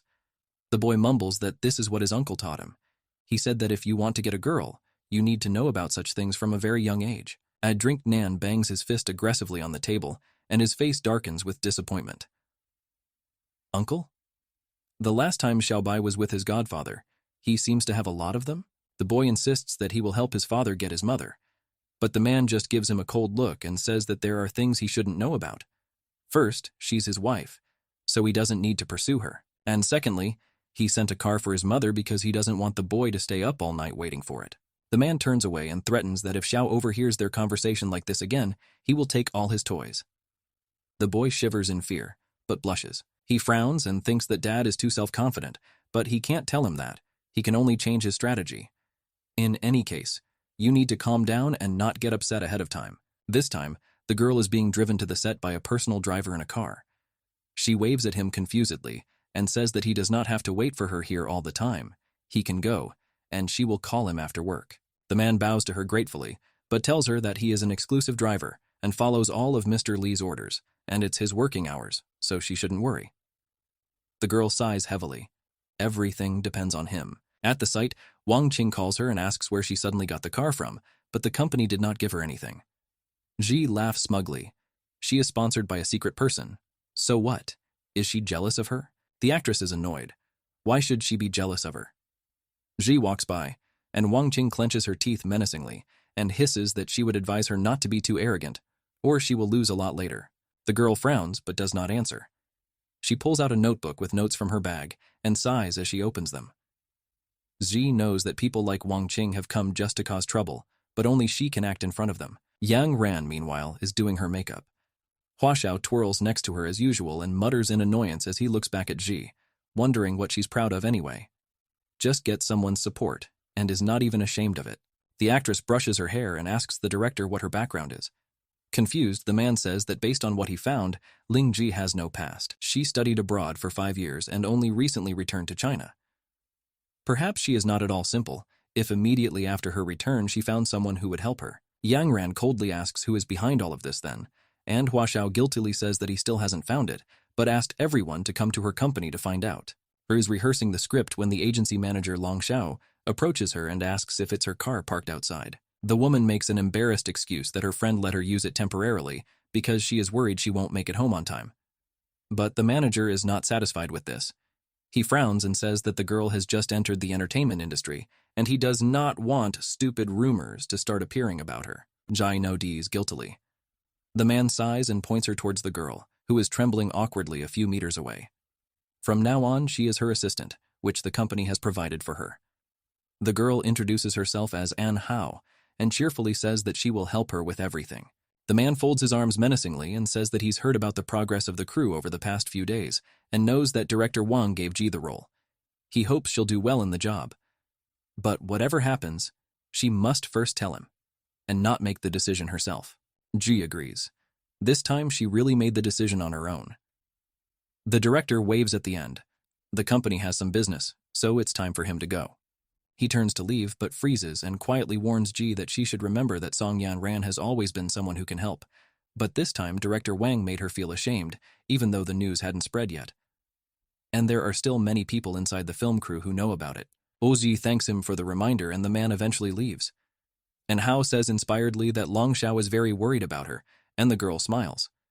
She calms down. She thought that Long Xiao would scold her for her problems, but he didn't. Hao runs loudly along the corridor and Ji calls out. Confused, the girl asks what happened, and the manager, trying to catch his breath, grabs her hand and shouts that Mu Fei Li has arrived. The woman sighs and asks why she is so passionate about it. However, she says in her mind that Mu Fei Li is the perfect man, although it seems that this is the first time the film crew has met him. An Hao shakes the woman's hand in surprise and asks why she is not happy. This is Mu Fei Li, one of the most talented young actors in China. She rolls her eyes dreamily and continues blushing that she came to this job for him and did not expect to be able to meet him on the very first day. And now she is so satisfied that even if she dies, she will not regret it. She rubs his temples with difficulty and asks why exaggerate like that. He is not a god. There is no need to admire him so much. An Hao exclaims that he is almost there, and Ji turns towards the entrance. A blonde man with an actor's appearance enters the door and looks around the room with a cheeky smile. This is Mu Fei Li. He is immediately followed by director Wang. He escorts his husband to Ji and politely introduces her as the actress who will play the role of Mu Nian Li. The woman greets him gently, but Fei Li rejects the formalities and looks the girl over with interest, and instead says that her appearance is very suitable for the role. The guy leans over Ji and cheerfully suggests that they try to be together, since he looks a lot like her, and she asks him confused what he means. And Hao and director Wang look around at the two of them in confusion. Fei Li smiles good-naturedly and says that she means her role, Mu Nian Li. Doesn't she think that name is somewhat similar to his? The girl laughs in confusion. Well, it seems that they are really similar. The boy leans even closer to Ji, carefully examining her face, and asks if they have met before. Ji frowns and turns away. She's only seen him on TV, so it's unlikely he's ever met her. The girl hurries to leave the surprised boy, and he takes one last look at her silhouette. Really? But why such a strong feeling, as if he had already seen her somewhere? Yang Ran approaches Fei Li and teases him. Is he still using this flirting trick after all these years? The boy laughs. Isn't it good that he still uses it? The actress spreads her hands and says that he seems to want reporters to notice them. Well, if so, then fans will not be happy.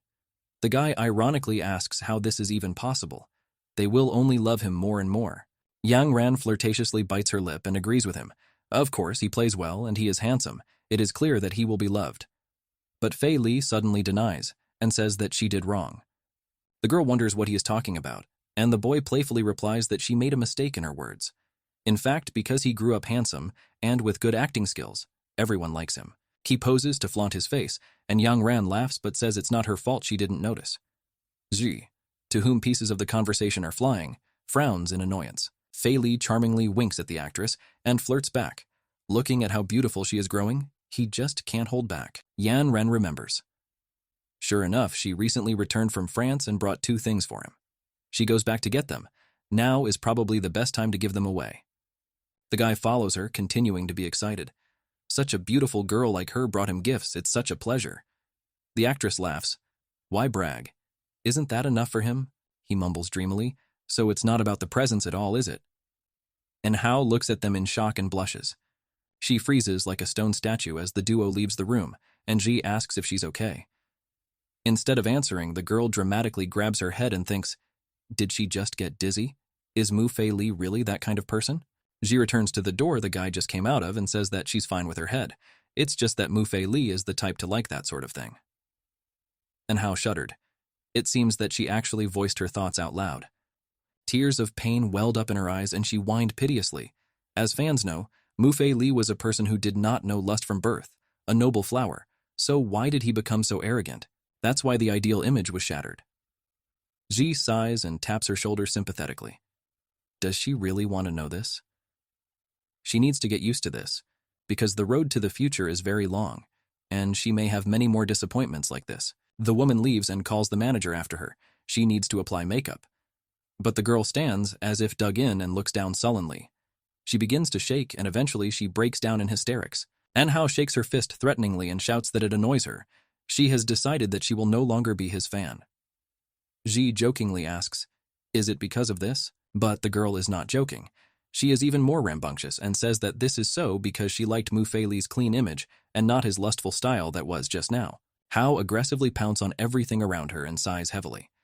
She reflects on how tough the entertainment industry is. In front of the audience, you need to make one face, outside the audience as well, only completely different. But be that as it may, even an actor has to serve the interests of his fans. In a large office building, a gloomy Pei weaves through the corridor Nan. An icy atmosphere blows from him, and in front of him steps smugly Xiao, who, on the contrary, radiates pure charm. He asks if he can go with him to the study to help his dad, because he was not at school today. The man nods to him, and behind the duo the female employees are already whispering. Didn't he come to the company last time? Is this child? Another girl agrees. For sure, in that case, this child is probably the young master. Drink Nan is already sitting at her desk, typing out some work documents. The boy is next to him, sitting on the sofa and silently scrolling through the tablet. He doesn't know if Dad used the method he told him about to get Mom.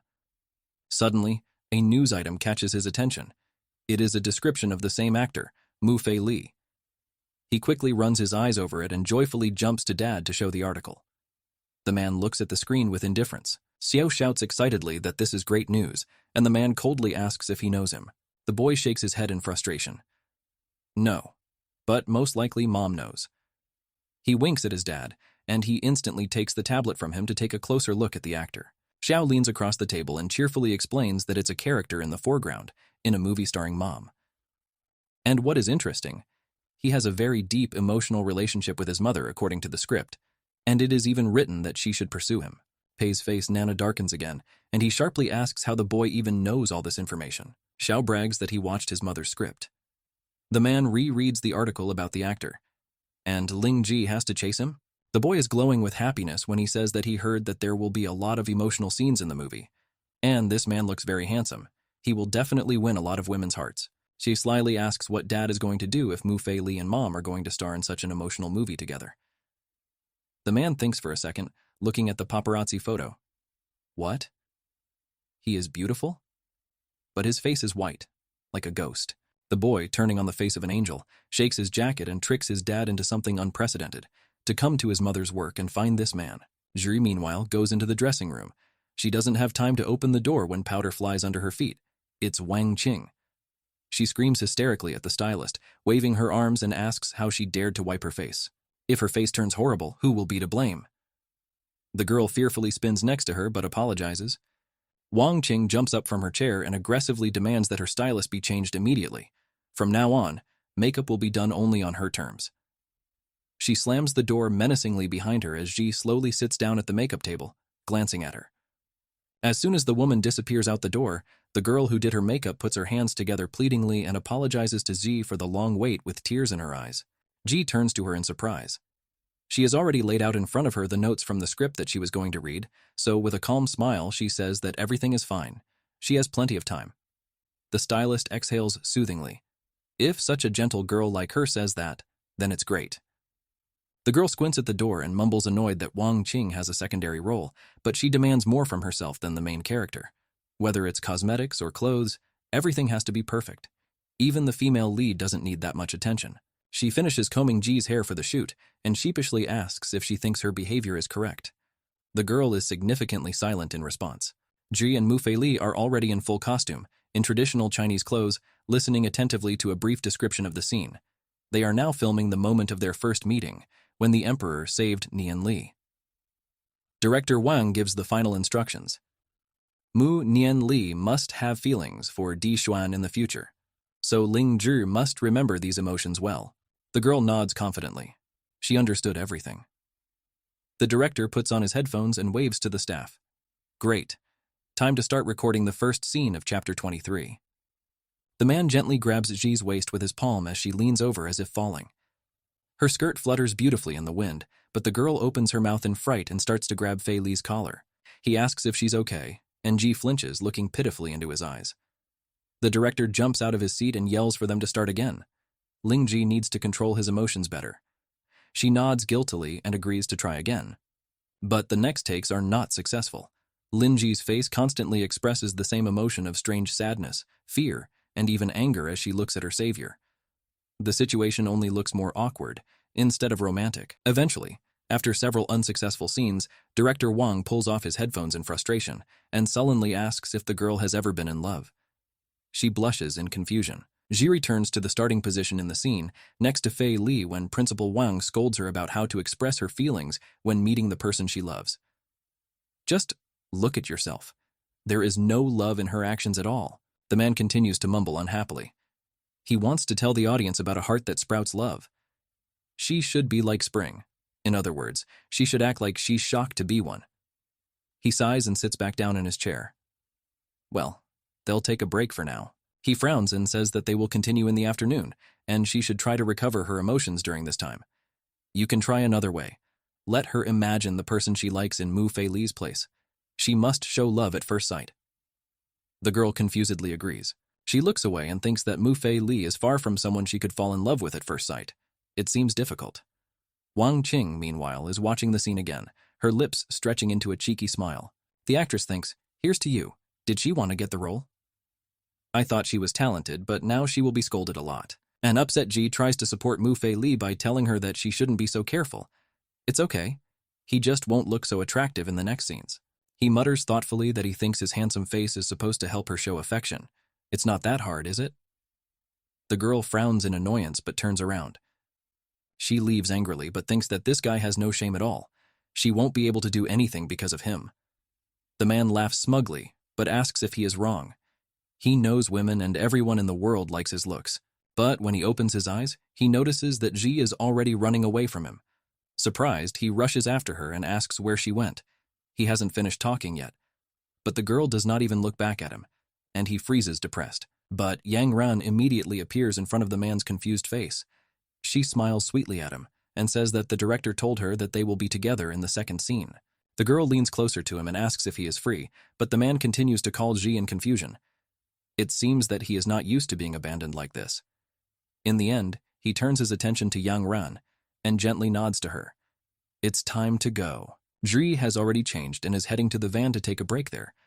An Hao caressingly spins around and says that he will bring her food now and let her rest. Xiao rushes into her arms. He immediately hugs her shoulder, and Zi asks how he got here all of a sudden. The boy laughs mysteriously and says that it's all Daddy. The woman asks in surprise, Dad? Drink Nan, meanwhile, is peering tensely from the driver's seat. She looks back at the front seats, noticing movement. Is it Li Pei? Is Nan in the car too? The man immediately turns away to hide his embarrassed face, and Zhao tries to hold back a laugh as she watches him try. When he turns again to meet Ji's gaze, his face is as usual coldly calm. He says that Xiao Bai wanted to visit her. The boy interrupts him to support the excuse. It's true. He just wanted to visit his mother and asked his father to bring him here. The woman guiltily apologizes for Xiao Bai disturbing him. The man frowns and angrily says that he is his son. He can never disturb him. Zhi asks Yao if he has eaten yet, and the boy happily jumps up and waves his hands. Not yet. He and Dad will have lunch with her. The woman mumbles in confusion that she is still busy, but of course she will be able to eat with them when she finishes. The boy smiles slyly and asks if he and his dad will still eat here. He smugly looks back at the two of them, and reasons. So his plan was for Mom and Dad to spend a lot of time together. If they eat together, everything else doesn't matter. The main thing is that they are in the same place at the same time. Jai gently pats the boy on the head and agrees, picking up the phone. Mom will order food for them, and Hao is carrying a box with an order, but at the door of the car she is met by a business girl in a suit, the same secretary Pei Nana. She takes the food from her hands. It will be better that way. The manager gives her the box in confusion and frowns, looking from behind. What else is this? Who is it anyway? Are there people in the car? There's tinted glass too. Looks like they don't want to be seen. Drink Nan had already moved to them in the back seats. Ji spread boxes of food in front of them. She guiltily tells her husband that this food was brought to them by the film crew. It is quite simple, but let him try to taste it. The man nods and they simultaneously lift the lids from their portions. Rice with various side dishes is in front of them. He looks grimly at the dish, and there is a tense silence between them. They begin to eat in silence, and the woman, blushing, squints at Pei Nana. He has been eating good food since childhood, probably. The man is not used to this at all. Xiao, meanwhile, is content, chewing rice. The woman playfully pulls a lettuce leaf from his plate and tells him not to be such a picky glutton. The boy does not think for a long time and carelessly steals food from his father's plate. He laughs happily, but repeats, "Didn't Dad hear? Mom said not to be a glutton." But the man only silently frowns, looking at the portion with an irritated face. He still hasn't taken a single piece. The man slowly dips the chopsticks into the side dish and brings it to his mouth. Z watches his actions warily, but when Pei Nan calmly begins to chew, she relaxes internally. His food looks delicious. Xiaobai calls her and asks for some water. The girl leans over the glass, but it accidentally falls out of her hands and spills onto the man's work shirt, as if in slow motion. The man tightly purses his lips. Zhai and Xiao scream in fright and jump off their seats. The woman grabs the napkins and pitifully begins to apologize. She didn't do it on purpose. Now everything will be wiped. The boy hides behind her as she begins to rub the stain on her clothes. Pei's face, Nana, is getting darker. She came so close, but the more the woman wipes her shirt, the dirtier it gets. The man grabs her hand to stop her and says he'll take care of it himself. But Ji rehearses in confusion that she is the one who spilled the water on him, so she has to clean it up. The girl pouts indignantly but turns away. It's all her fault. She continues to think about the mistake that Director Wang discovered. How could she even make it? Drink? Nan pays attention to her upset look, but the girl continues to feel him with a napkin, sadly thinking about something of her own, and the man's thoughts fly. This action is too dangerous. His face heats up as the girl, engrossed in her thoughts, leans too close to his chin.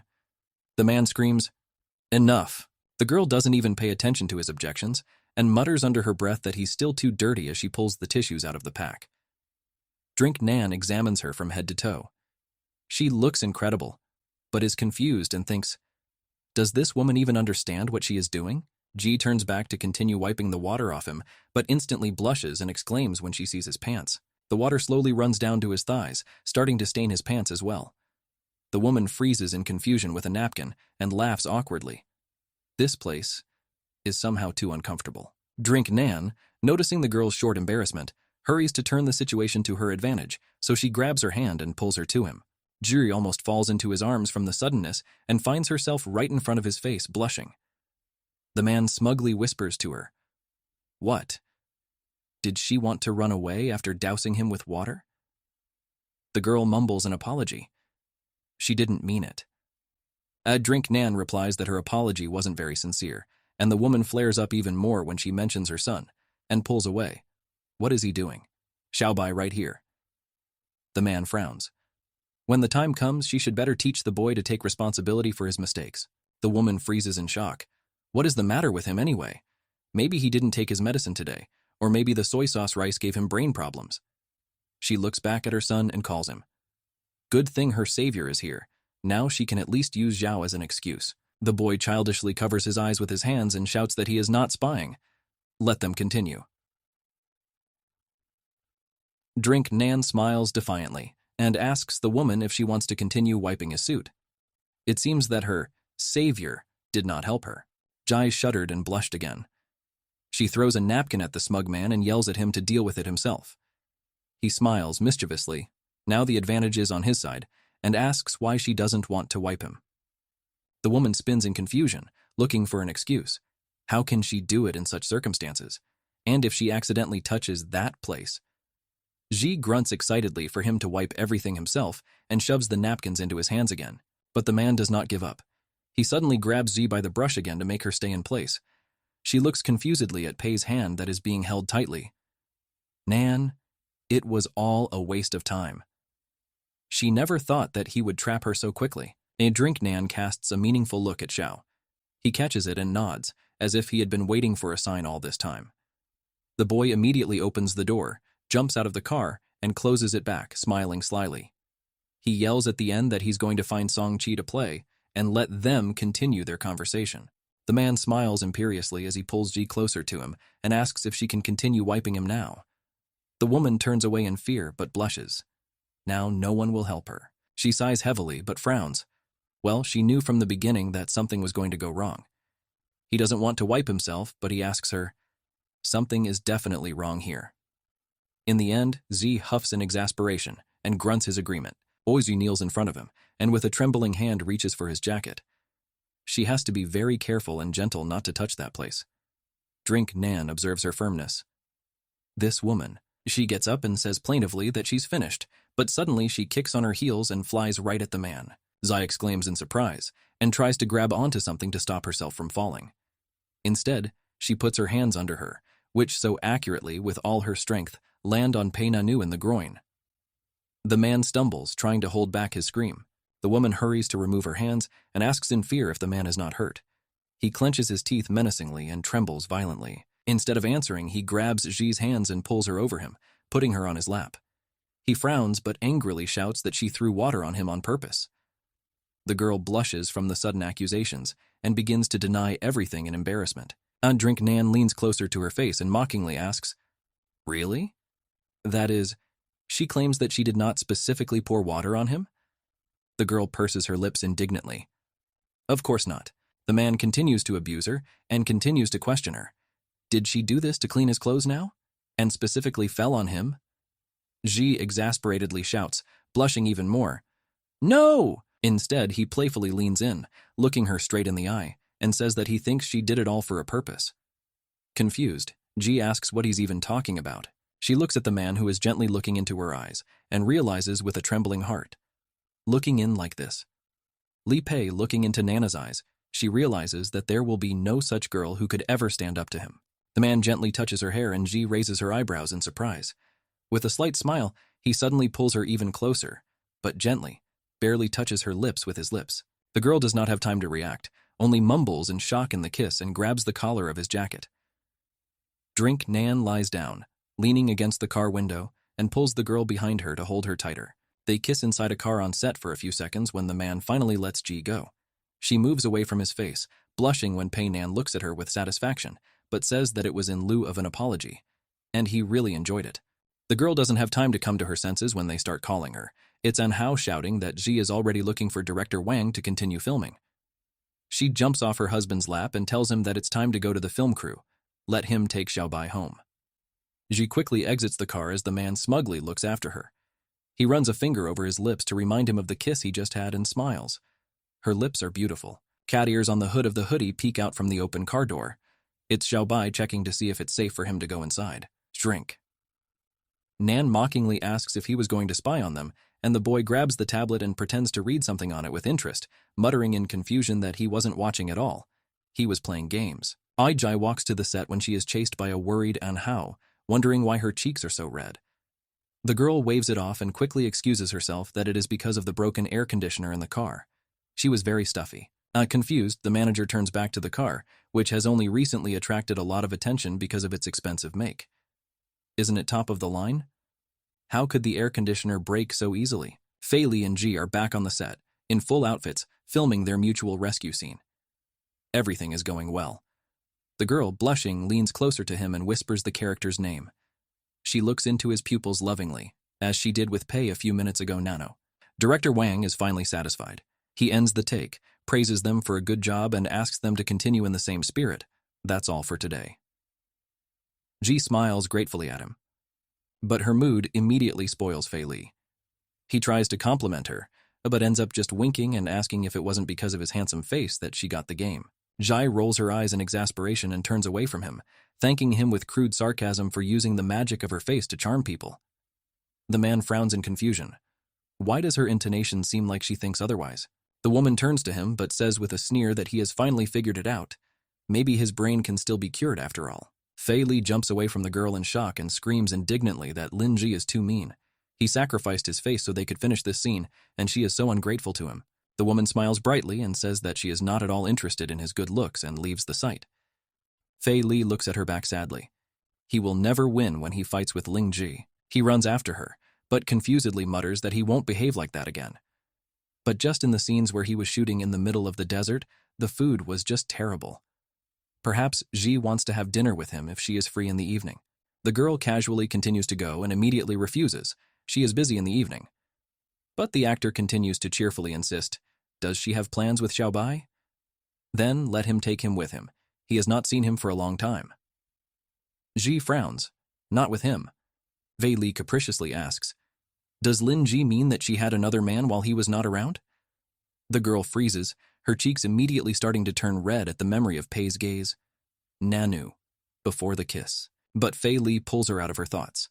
He dramatically shakes her by the shoulder, and with tears in his eyes begs her to say that it's all a lie. Did she really cheat on him? The woman angrily pushes his hands away and asks to control herself. They are on the street. But the man relentlessly pursues her and demands to tell who he is right away. Her facial expression just looked like a naive girl who has fallen in love with someone for the first time.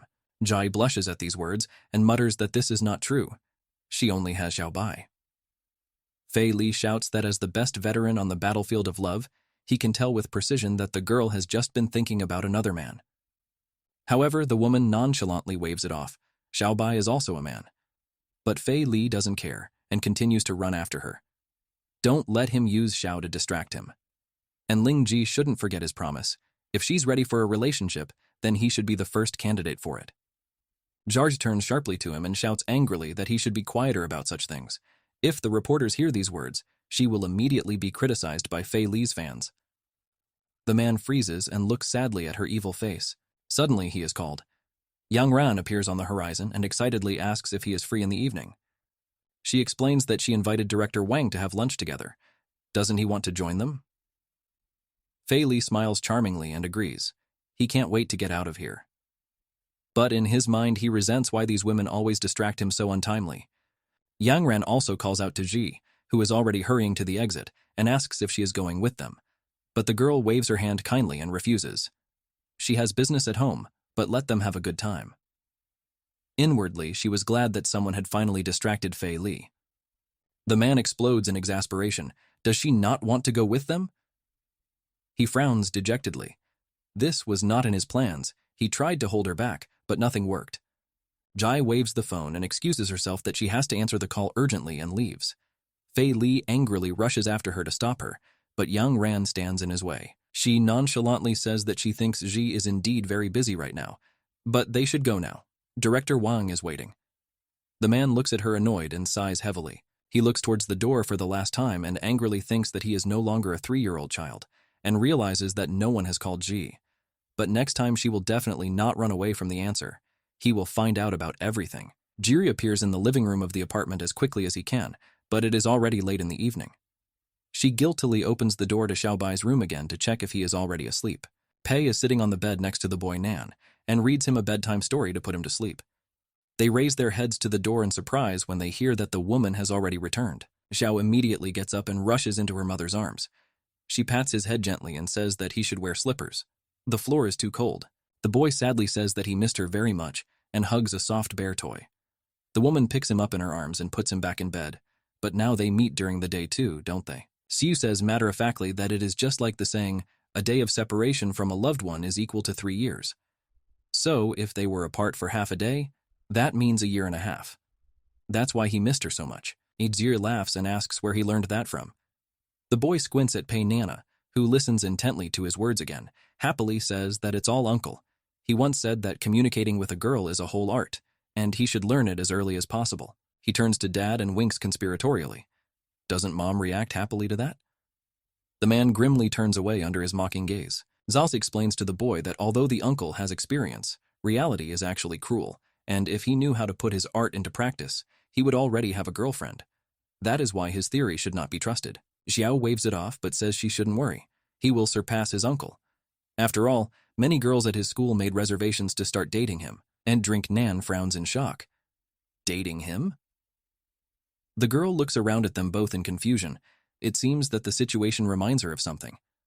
Are all children so mature? But Xiao isn't about to stop, and explains to the stressed-out dad that he told them all he couldn't have a girlfriend at such a young age, so they lined up to reserve a seat. Jai quickly covers his mouth with her hand before he says anything else, and guiltily says that she didn't teach him such things. Don't let the man worry. She will ask her brother not to talk to him about such things. Drink Nan looks far from satisfied with this. The girl tensely looks back at his frowning face. Did he go crazy from what he heard? She hurries to cover the boy with a blanket, but says that it is already time to sleep. Ji blushes and thinks that everything is going according to plan. Pei Nan must now leave the room after these words. She doesn't want to look at his face anymore because it reminds her of the same kiss in the car. But the boy joyfully announces that his father has promised to go to bed with him today. At Ji's gloomy look, the man confirms that it is true. Jai sighs and gets up. If so, then they can sleep together and she goes to another room. But just as she is about to leave them, a boy with a frightened look grabs her hand and stops her. He pulls her, but pitifully asks her to stay and sleep here, so they can all sleep together. The woman confusedly questions him about it, but does not have time to stop the boy's persistence, which lights up his eyes. Xiao laughs happily and says that they are a family, and therefore have to sleep in the same bed. Many children at school said they sleep with their parents. Aizri gently pats his head, but guiltily explains that they can't do that now. The bed is too small for all of them, but they will buy a bigger one in the future. The woman frowns and panically thinks that she definitely won't be able to sleep in the same bed with him. She doesn't want insomnia. After all, she has to work tomorrow, and what if she is tired and therefore loses her job? How to earn money then? She will not be able to worry about Xiao normally. The boy is visibly upset and asks why they can't sleep together. Ji says that dad also has work tomorrow, and if he doesn't sleep, he will be tired and won't be able to work properly. Xiao sighs and holds the toy sadly. But after a few seconds of silence, he joyfully exclaims, he has an idea. He can sleep in mom's arms, and mom will then be in dad's arms. And then the bed will not be small. Ji frowns and squints at the man. Is he mocking? If she sleeps in Pei's arms, Nana, she will definitely have nightmares. She fixes the blanket on Xiao and says apologetically that he needs to be a good boy. It's very late and time to sleep. But he does not give up and uses his strongest weapon, tears. Xiao wipes his eyes piteously, but tearfully says that he really wants to sleep together. All the kids at school say they sleep in their parents' arms, so why can't he? It works on a girl. She freezes and lowers her head in sadness. She has been raising Xiaobai alone for many years. And although she devoted a lot of time to him, he still lacked the love of both parents. She asks the man, who has already taken part of the bed, if he can sleep with them. He nods coldly and turns away to hide his blush. The woman climbs on the bed, to the joyous laughter of the boy, and carefully asks if he can sleep now. Xiao calmly turns to dad and asks him to hug mom.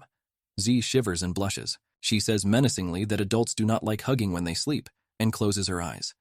The conversation is over. But Xiao does not give up, and again prepares a new batch of tears to persuade her. This time, however, Ji doesn't even let him start his pleas, and immediately threatens that if he doesn't fall asleep, then she'll just leave him and go to her room. The boy instantly hides in her arms. He understood everything. He rejoices in his mind. Therefore, it is possible. Now that he can get them to sleep in the same bed, he can make them hug next time. He laughs quietly, but looks at his mother's relaxed face. The secretary told him that the couple should sleep together to develop their relationship, and he really wants a sister, so he must do everything possible. The clock is already striking midnight, and Ji slowly opens his eyes. Li Pei Nan is here and she can't sleep, but it's so quiet here. Probably everyone is already asleep. She cautiously looks up at the man and sees his profile. Pei's sleepy face Nana looks a lot warmer than usual. Ji bends down to turn off the lamp and snuggles closer to Xiao, smiling reassuringly. Like father, like son.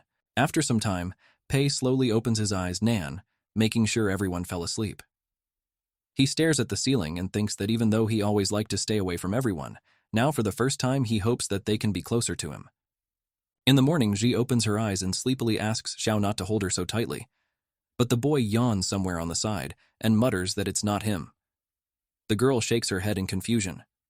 What could it be then? She opens her eyes suddenly, as if drenched in water, when she realizes that her back is against Pei Nana, and her husband calmly hugs her from behind. Ji tenses up, but blushes in alarm. What happened? Why is she sleeping in Li Pei's arms, Nana? And just as importantly, did Xiao even sleep at night? Oh, even sleep. She's holding her breath. It's so embarrassing. She needs to get up carefully before he wakes up. Ji carefully takes the man's hand and pushes to get out, but her secret operation is interrupted by Xiao's mischievous voice. He had already woken up and was looking at the couple, mockingly asking why Mom was suddenly sleeping in Dad's arms. Didn't she sleep next to him at night? Maybe she snuck into Dad's arms while he was sleeping, right? The woman shakes her head in confusion. No, she didn't. He is the voice of the boy. Pei Nan begins to spin restlessly and yawn somewhere in Ji's neck, which makes her blush even more. Has he woken up yet? Then it will be enough. The boy asks if he's awake, and Pei Nan sleepily opens her eyes. Yes. The woman stands up, trying to look at him, but is stopped by the man's hand, so she asks if they woke him up. Drink Nan frowns and mutters that she often gets up in the morning. Ji again asks if he is awake, and after an affirmative answer, confusedly asks him, in this case, to finally take his hands off her. It is very uncomfortable to lie in such a position. As soon as the man moves his hand away, Ji immediately rolls over to the opposite side of the bed and hides with Xiao. Great. Drink Nan silently looks at her with surprise. Is he really so terrible that she ran away so quickly? He turns away upset when Ji finally relaxes his aching muscles. Sleeping together is dangerous. The boy cheerfully asks if Dad slept well that night, and the man nods. Not bad. Xiao smugly says it's all because he was hugging his mom. After all, his mother is very gentle and smells good. The woman quickly covers his mouth with her hand before he has time to say anything else and bursts out of bed with him in her arms. Confused, she says that Xiao Bai needs to brush his teeth and wash himself, or he will be late. The boy fights back and murmurs into her hand that it is still too early and he is not in a hurry yet. But the woman smiles menacingly at him and twists these words. Therefore, he also thinks that it is too late. Then Mom will quickly take him to brush his teeth. She still covers his mouth and runs out of the room, abandoning Pei. Finally, Nan says that if he doesn't want to get up yet, he can lie down while he and Xiao Bai go brush their teeth. The man silently looks after her. She runs away again. He looks down at his knees and smiles happily. Xiao Bai is right. Ji is really delicate and smells good. He could do it all day. The woman closes the door behind her and angrily puts Xiao on a chair. She looms over him menacingly, but angrily asks if the boy knows the saying. You can eat anything, but you can't say anything that comes into your head. Xiao objected in a matter-of-fact way. That's wrong. How can you eat anything? The teacher told him that people can get sick if they eat everything in a row. Ji sighs heavily. Why did she give birth to such an intelligent son? She says that this is not the point at all. The main thing is that he can't say everything that comes to his head. Isn't it clear? Confused, the boy asks, what's wrong with his last words? He didn't say any nonsense. Ji wearily explains that he can't be told such things in front of his father. But Xiao instead asks, why? The woman freezes thoughtfully, and he asks why. Well, of course she has to save face somehow. She and Li Pei Nan. This is only a contract relationship, and after the contract is over, she will take Xiao Bai away. But if something happens, it will be very uncomfortable for both of them. But how can she explain to her son about the intricacies of her relationship with Li Pei and Nano? She sighs and turns away as Xiao shouts, he got it. The girl confusedly asks what he understood, and the boy laughs mischievously and asks if it's because his mother is ashamed of it. She frowns. Is she ashamed? What? Xiao spreads her arms and says smugly that she refused his request to hug Dad that night, but this morning she was already sleeping in his arms. Isn't it because he saw it that Mom is ashamed, right? The woman freezes in confusion, and the boy cheerfully assures that the mother does not need to do this at all. She does not need to wait for him to fall asleep and then crawl into the arms of the father. In fact, even if he was not asleep, he would not start laughing at her. Zuri frowns in annoyance as he looks at Xiao's smug smile and thinks, did this little goblin see her crawl into Li Pei's arms that night, Nana? She sighs and grumbles. And really, why is she sleeping in Daddy's arms? She feels that even if she throws herself into the river, she still won't be able to wash away all her sins. The woman angrily pinches the boy's cheek and shouts that she was not at all ashamed to secretly crawl into his dad's arms. Xiao mutters in confusion that he remembers exactly how Mom was around at first, but then went to Dad. Zhi grimaces, only God knows why this happened. The boy again solemnly exclaims, understood. The thing is that this dad secretly pulled her to him when she fell asleep. The mother desperately hides her face in her hands. But what is Xiao talking about? Li Pei Nan pulled her into his arms, but she would rather believe that he is dreaming in a dream than that he hugged her. She gently scolds her son, asking what kind of fool he is thinking about, and picks her up, gently cradling her to her chest. Ji carries the sulky boy to the bath and tells him to study hard or there won't be any girls who like him. The boy falls to the ground and grunts in frustration that he definitely feels. He is not mistaken. But Ji thrusts a toothbrush into his hand, not wanting to continue the subject, and orders him to brush his teeth. Xiao frowns at his reflection in the mirror. Surely he was right. Dad did it. Only he has to meet him to make sure of it. Jai sets a lavish table for the family's breakfast, traditionally gathering before the others, and drives Xiao to have breakfast so she can take him to school. But Xiao nonchalantly waves in Pei's direction, Nana. Let Mom go to work and Dad will bring him. The woman agrees, tenderly kisses the boy on the forehead in farewell, and promises to pick him up after work. She smiles guiltily at her husband and thanks him for his extra worries. Drink Nan frowns. What is wrong with this woman? He is not her neighbor. He mutters that no thanks are needed. So is Xiaobai and his child. Ji immediately starts apologizing, saying that she didn't mean it at all. The man stops her with an even colder look.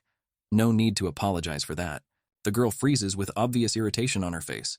Li Pei's attitude Nana has changed so quickly, and she hasn't even had time to get used to the past. Her husband drives her up. She is about to be late for work. Ji looks at him in confusion and says that she will go first. She hugs her son for the last time and orders him to behave politely and not cause problems. The boy cheerfully waves her goodbye. He remembers everything. Ji's van is parked next to the set. It's lunchtime and the woman is resting inside, but sitting next to her is Fei Li. She doesn't hold back and angrily shouts at him. She refused him, so why did he still sit next to her? Doesn't he have his own car? The girl frowns when the relaxed man does not even change his position. Lately, he has been constantly clinging to her, not only offering his help with errands on the set, but also after the end of the casting. If he continues to do this in front of everyone, there will definitely be rumors about her. Fei Li mutters that his car's air conditioner is broken, but Ji doesn't bat an eye. He said the same thing yesterday. In response, the man excuses himself that his car is dirty, but she starts to get annoyed. He claimed the same thing the day before yesterday.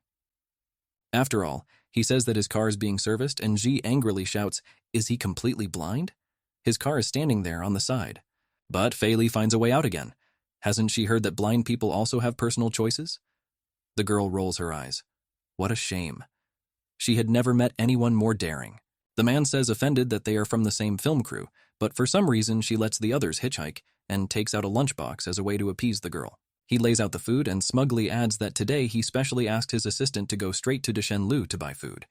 She will definitely like it. Juri freezes, looking at the set of exquisite dishes, and feels her saliva flow. Well, one way or another the man won't leave, so you can take the food as payment. She grimly collects rice with chopsticks and departs from her principles. Fei Li's plan is working. Fei Li uses this as an excuse to talk and asks if her role in the film is coming to an end soon. If so, is she busy after filming? The girl frowns and says that she doesn't know.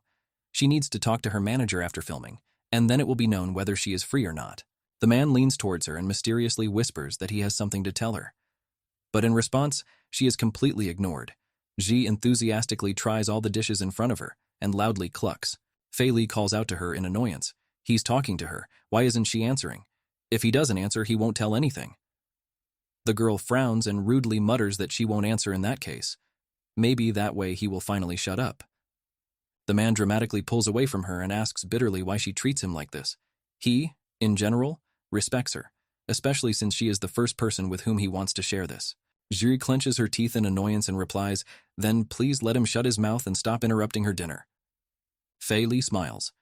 He heard the director say that this movie will be filmed and broadcast. The girl asks in surprise, "Both filming and broadcasting?" The man nods. It has recently become popular abroad, and there are no competitors in this field in China yet. Everything has already been carefully prepared, and official news will be published in the next 2 days. Izzy sighs heavily. Doesn't that complicate the filming process? Usually, films are shot in the technique of skipping scenes, and if you shoot everything in sequence, it will definitely take much more time. Fei Li waves his hands but says that he is not sure about it. But on the other hand, the director likes it, and has been thinking about it for the past few days too. He winks and adds that if they use this technique, it will definitely benefit them. Surprised? The girl asks what he means, and the man thoughtfully explains. If it corresponds to past work, it will take at least a year to create the film. And now, Ji needs to debut as an actress. If there will be a live broadcast during the shooting, She will be able to appear in public as soon as possible. The man smiles warmly. He is sure that she will cope perfectly with this role, and then she will definitely shine. It will benefit her career. G lowers his head in sadness. Whether her popularity shines or not, only he himself depends. She says that she is not sure about this. The audience is too picky. Fei Li smugly dazzles her with his charm. She must be confident, working with him after all. She screams at him to eat his lunch and turns away. This guy is arrogant and cold in front of his fans, but when he's around any girl, he loses his self-respect. I wonder if his supporters know that he is such a person, or are they all just being deceived? The girl abruptly puts the empty container from under the food on the table and shakes with anger. He did not stop talking, even after she finished eating. Fei Li nearby excitedly tells that if Ling Ji listens to his advice, then she will definitely become famous. Ji opens the car door and angrily throws the man out into the street. It's time for him to go. Fei Li angrily shouts that she is a heartless person in general. She uses him first and then throws him away. She tells the man to watch his words because he does not want other people to think wrongly about them. Fei Li dramatically wipes away her tears. Didn't she just kick him out? It is obvious that he is just desperate. Ji screams for him to finally let go of her, and the actor cuts to the chase, making a shrewd plea that they're supposed to have a romantic scene this afternoon, and he's been waiting for it ever since he joined the cast. Maybe she wants to help him out morally get ready. The girl immediately cuts off. She doesn't want to. Let her finally disappear. She would rather practice on her own than see him here. Fei Li insistently shouts that a woman shouldn't be so rude, otherwise no one will want to marry her, and Ji rolls his eyes in annoyance. If no one wants to marry, then it's not his right to say such things. She indignantly thinks that she is already married after all. The man does not give up and winks charmingly at her. Why not? If she cannot marry, then let him be her husband, and it will be the most important event in his life. Or is she not going to marry specifically to make him accountable to her? Jai can't stand it and slams the car door right in his face. Let him go! In the dressing room, the girl tries to repeat the text, but even here she is restless. And Hao spins around and asks if she knows Mu Fei Li. Ji brushes it off. They've known each other for a very long time, and the assistant questions her in shock. The woman sighs and says that she actually met Mu Fei Li while studying abroad. She helped him when he was a freshman, and that's when they became friends. And Hao eagerly digests the information. That is, it means that Mu Fei Li studied abroad for some time before his debut. Is Lin Ji and him? Ji immediately cuts her off in mid-sentence. No, she and him are just friends, and they have no other relationship. The assistant dreamily says that she feels like Mu Fei Li is interested in her, so why shouldn't she try to get close to him? It always seemed to her that if she agreed, then the man would agree without any hesitation.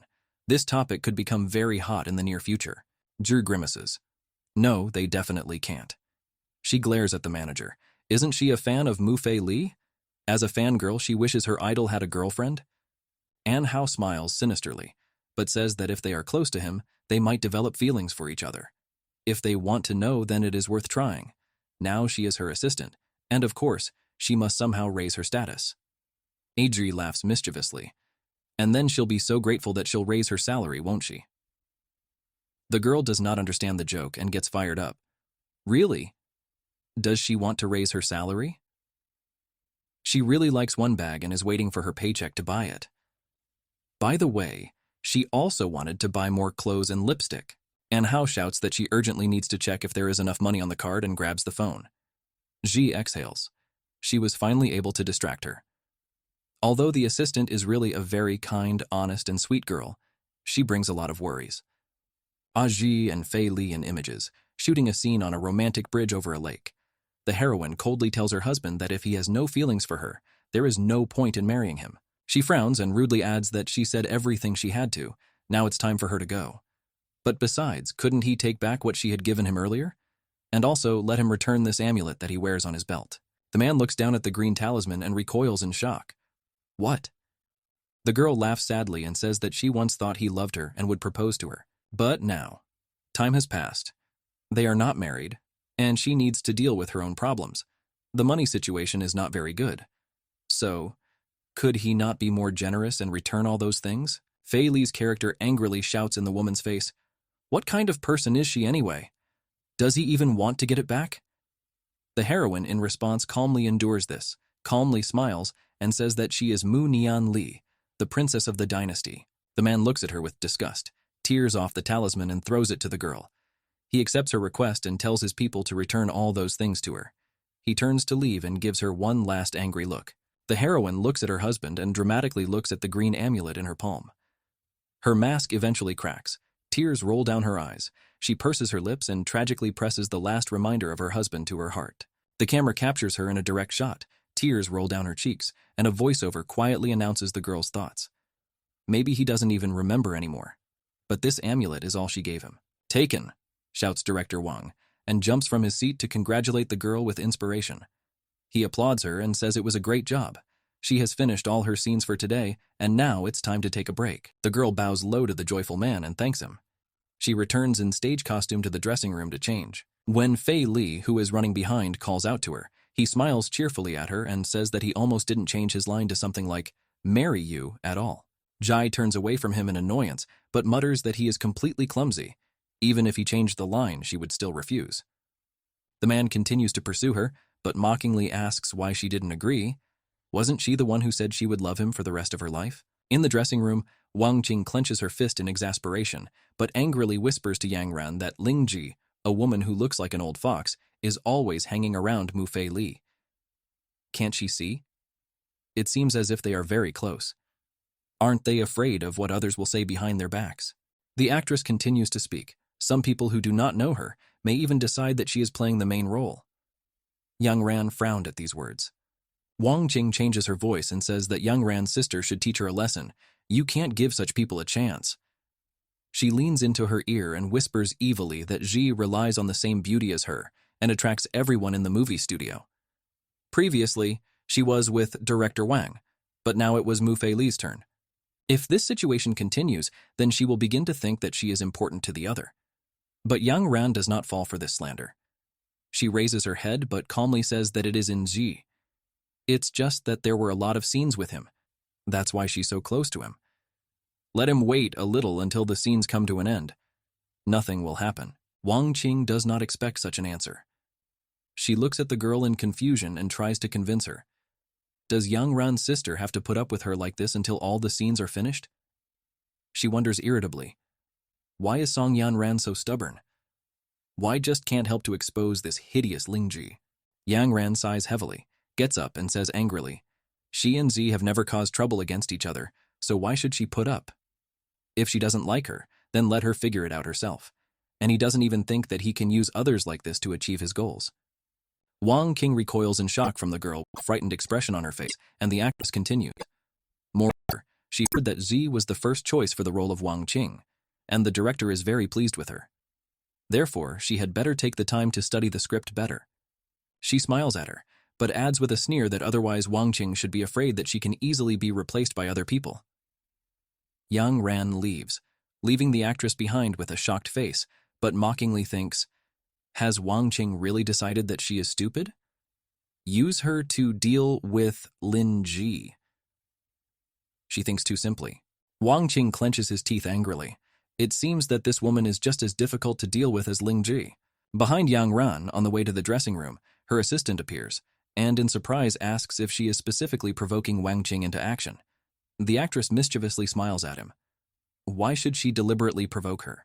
The man smiles mesmerized when he realizes that Yang Ran's sister actually directly told Wang Qing to deal with Ling Ji. The actress sits on a chair and orders the assistant to follow Wang Qing these days.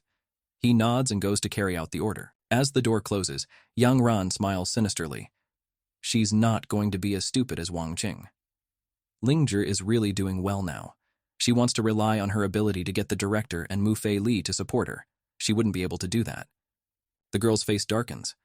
But as Wang Qing said, she and Lin Ji are actually one and the same. However, in this show business, she doesn't need other people who look like her. Yang Ran paints her lips. After what she told Wang Qing, she will definitely cause trouble for Ling Ji. Accidents during filming in historical scenes are usually natural. The number of actors who have died directly in front of the cameras is not small. Maybe Lin Ji will be next. And Hao takes Ji to the filming of her scene. This time she is dangerous on a high stone wall. Principal Wang waves his hands from below and shouts for her not to rush, but to check first if everything is safe. The assistant anxiously leans over the woman's shoulder and whispers that this place is high enough. Isn't she afraid of heights? Maybe someone can replace her? After all, Wang Qing was also being replaced. Shouldn't they do the same? But Ji seems unmoved. She reassuringly tells Anhao that all actors are important to films, and she replaced them when she first started her acting career. And now, what is the point of looking for a replacement now and where? Moreover, she is not afraid of heights. Anhao doesn't look convinced. She's equally questioning whether she should ask the director to find someone to replace her after all. She's very worried about her. She squints angrily at Wang Qing, who is happily sitting on the chair next to her, as if preparing to watch the show, and angrily thinks, doesn't the actress always wear high heels? I wonder why her legs hurt now while preparing for filming. Obviously, this is just an excuse. The assistant excitedly grabs Ji, who has already approached the edge, ready to jump. But she just waved it off in response. Don't worry, everything will be fine with her. Director Wang shouts loudly to the film crew to start filming, and the girl flies down on command. The rope pulls it and suspends it. Wang Qing immediately rushes after her for her role. The director menacingly orders her to hold her shoulder and push her to the side to make Ji roll over. He yells for Wang Qing to try again, but take after take the movement in the air fails, as if it is being deliberately messed up. In the end, they are both brought down to the camera crew. An angry director Wang immediately rushes to Wang Qing and shouts that there is nothing wrong with her. This scene is incredibly easy, so why does she have to repeat it several times? Did she even hear him commanding her movements? The actress apologetically mumbles that she was just excited, but will definitely do better in the next scene. He continues to scold her, but repeats, let her remember, when she turns over, you must push your body to the side, but not stop Mu Nian Li. Ji, who plays the said role, sighs heavily and leaves to rest. Hao catches up with her, worriedly asking if everything is okay. The girl says with a smile that she is, only her legs and lower back hurt a little. The assistant scolds her. She said that she should switch with someone, but Z flatly refused. The girl gently laughs in the face of the worried assistant. It's okay. It's part of her job. Pei is watching them, away from the camera crew Nan. He is in a suit, as if he has just come from work. He frowns and sharpens his gaze on each of the staff. A girl, one of the employees of the film studio, is standing next to him. She carefully says that this place is not very good. There is not even air conditioning. It is better for them to return to the hotel. It will be more convenient there. But the man completely ignores her, as if he doesn't even hear the girl's words. He continues to stare intently at the film crew. The employee wipes the sweat from her forehead and thinks in surprise. Maybe he's just not in the mood. But he's a very stable man. She can't blame him. Wang Qing is back on the top of the stone wall, smiling sinisterly and thinking, a beautiful drama is about to begin. This time, she will force Lin Ji to leave show business. Want to fight her? Let him now wait for the next life. They both start filming again and Wang Qing pushes Ji down. They freeze in mid-air thanks to the rope, but then suddenly Wang Qing turns sharply, much sooner than he should have, and presses the girl from top to bottom with all his might. She gasps in surprise. Director Wang is downstairs angrily ordering a retake and yells at Wang Qing. Didn't he say to wait before turning over? Let him do everything again. Right now. Suddenly, Ji's rope begins to spin due to the number of takes and the pressure. The assistant screams to the director in fear that they cannot continue filming. The cable is stuck somewhere. The man frowns in frustration. Wang Qing pulls Ji to himself in the air and continues to press down. The girl opens her eyes in surprise.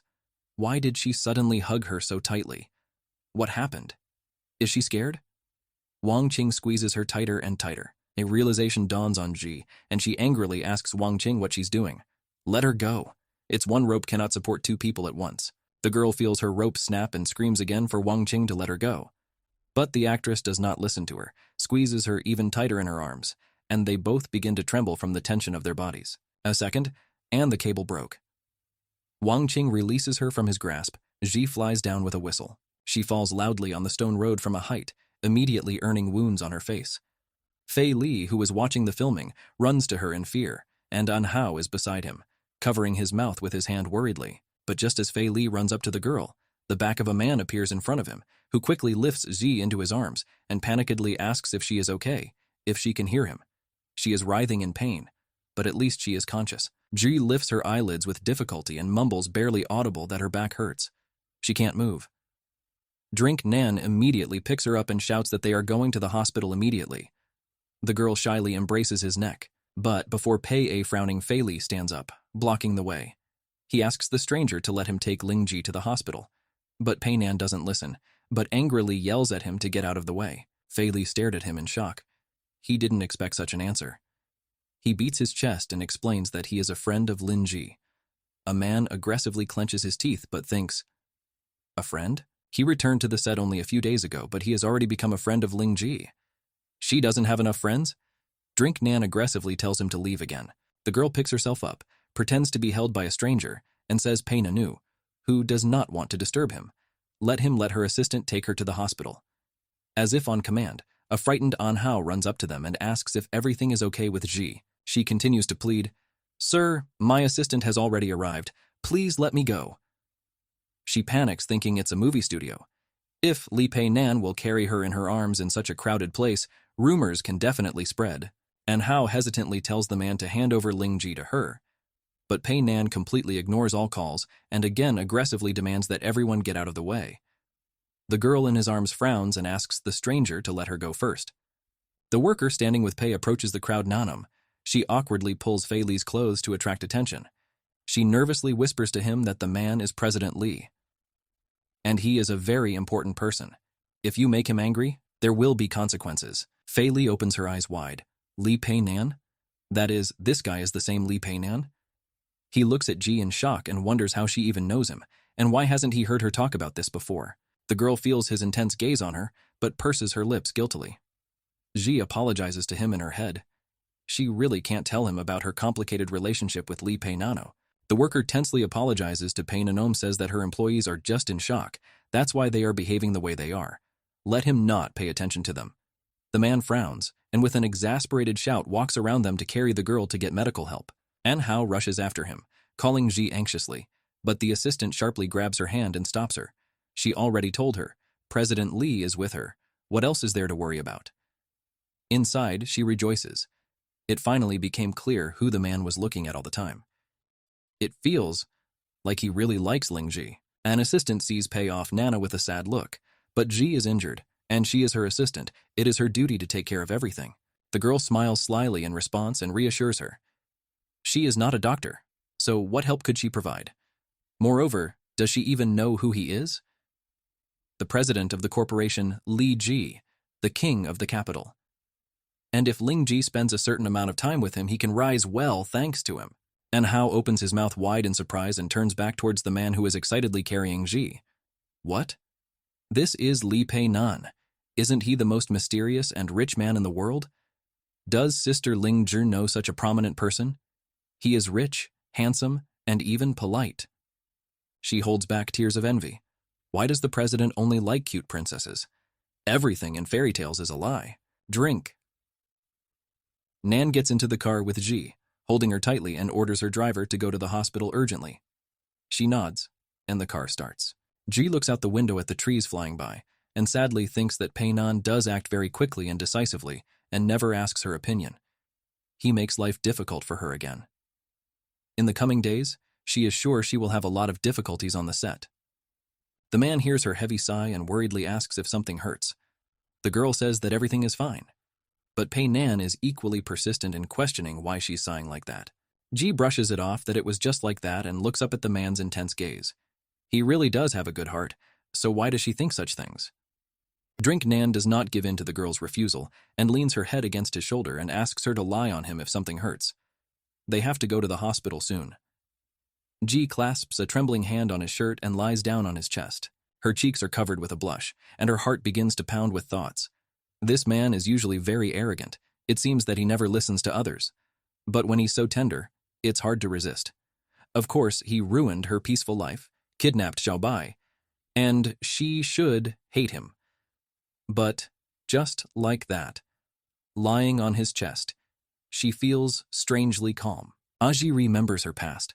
Ever since her parents died, all her relatives were away from her in Lingshen, and she tried her best to worry about him for years. But when she had Xiaobai, she struggled to become a mother, struggled with everything, and spent a lot of time without feeling protected by other people.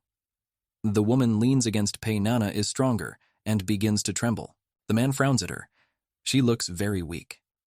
He tells the woman behind the wheel to go faster, and she agrees, pressing the gas pedal to the limit. Meanwhile, a tense Fei Li is sitting in the dressing room. He is trying to call Ling Ji, but the phone keeps putting him on voicemail. The guy frowns. He has already made more than 800 calls, but she still hasn't answered. He is seriously worried because he does not know how she is now. Yang Ran approaches Fei Li. She, as if in passing, is pleasantly surprised. It is not expected that Lin Ji is of such a good background that she even knows such an influential man as Li Pei Nan. The boy frowns at these words, overcome with grief. She continues to walk around with interest and says that when you look at Li Pei Nana, it seems as if he has known Lin Ji for a long time. Maybe they are lovers? Fei Li can't stand it, jumps up sharply and shouts that he is busy and has to go. Yang Ran confusedly asks if he is going to look for Ling Ji. The guy smiles carelessly. Why look for her? She is not his girlfriend. He just goes to have a few glasses of wine. The actress asks if she can keep him company, but the man frowns. With sharp insistence, he looks at the door and mutters that he would be happy to go with her. But tonight's dinner is a little special, and he just can't take her with him. But he will definitely take her to the restaurant next time. Yang Ran waves after him kindly and shouts that he should keep this promise. Fei Li nods absent-mindedly and goes to the exit. She frowns coldly at his back. He is in such a hurry. It is clear to anyone that he will definitely go to the hospital to visit Ling Ji. But Ling Ji better not return to the film crew. Otherwise, she will make her personally feel the consequences of having Mu Fei Li steal her. Fei is lying in a hospital bed. The doctor has already examined her, and Pei was explaining. In this situation, the patient pulled and damaged the ligaments in her leg. But, fortunately, the injury is not severe. All you need is rest, and she will recover without any consequences. The doctor leaves the room. If something is needed, they can just call him.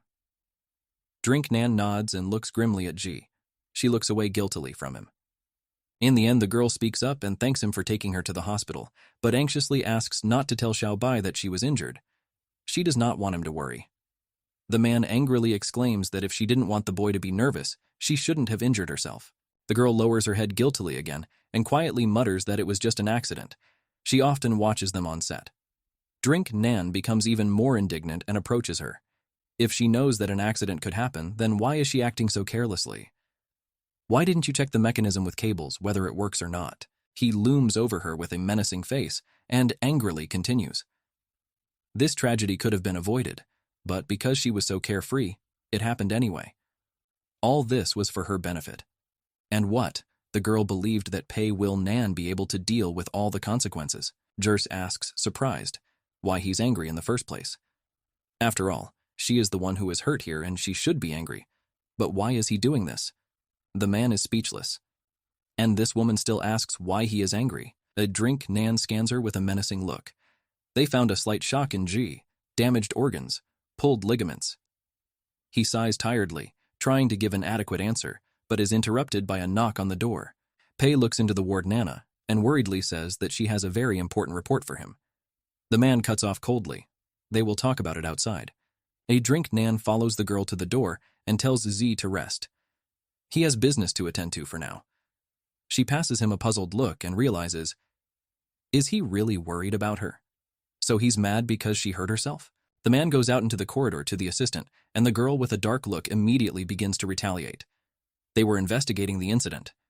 She ordered their men to review the surveillance footage of the scene, and it was discovered that the mechanism had broken due to a rock stuck in it. Moreover, there is another actress who acted with Ms. Lin.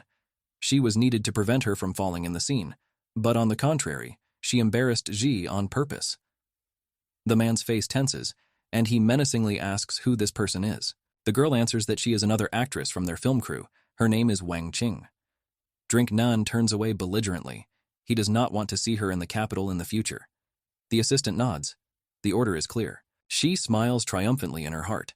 It seems that Wang Qing's career will end from this moment. The girl asks if she should tell Mrs. Lin Ji about everything, but the man sharply cuts her off. No need.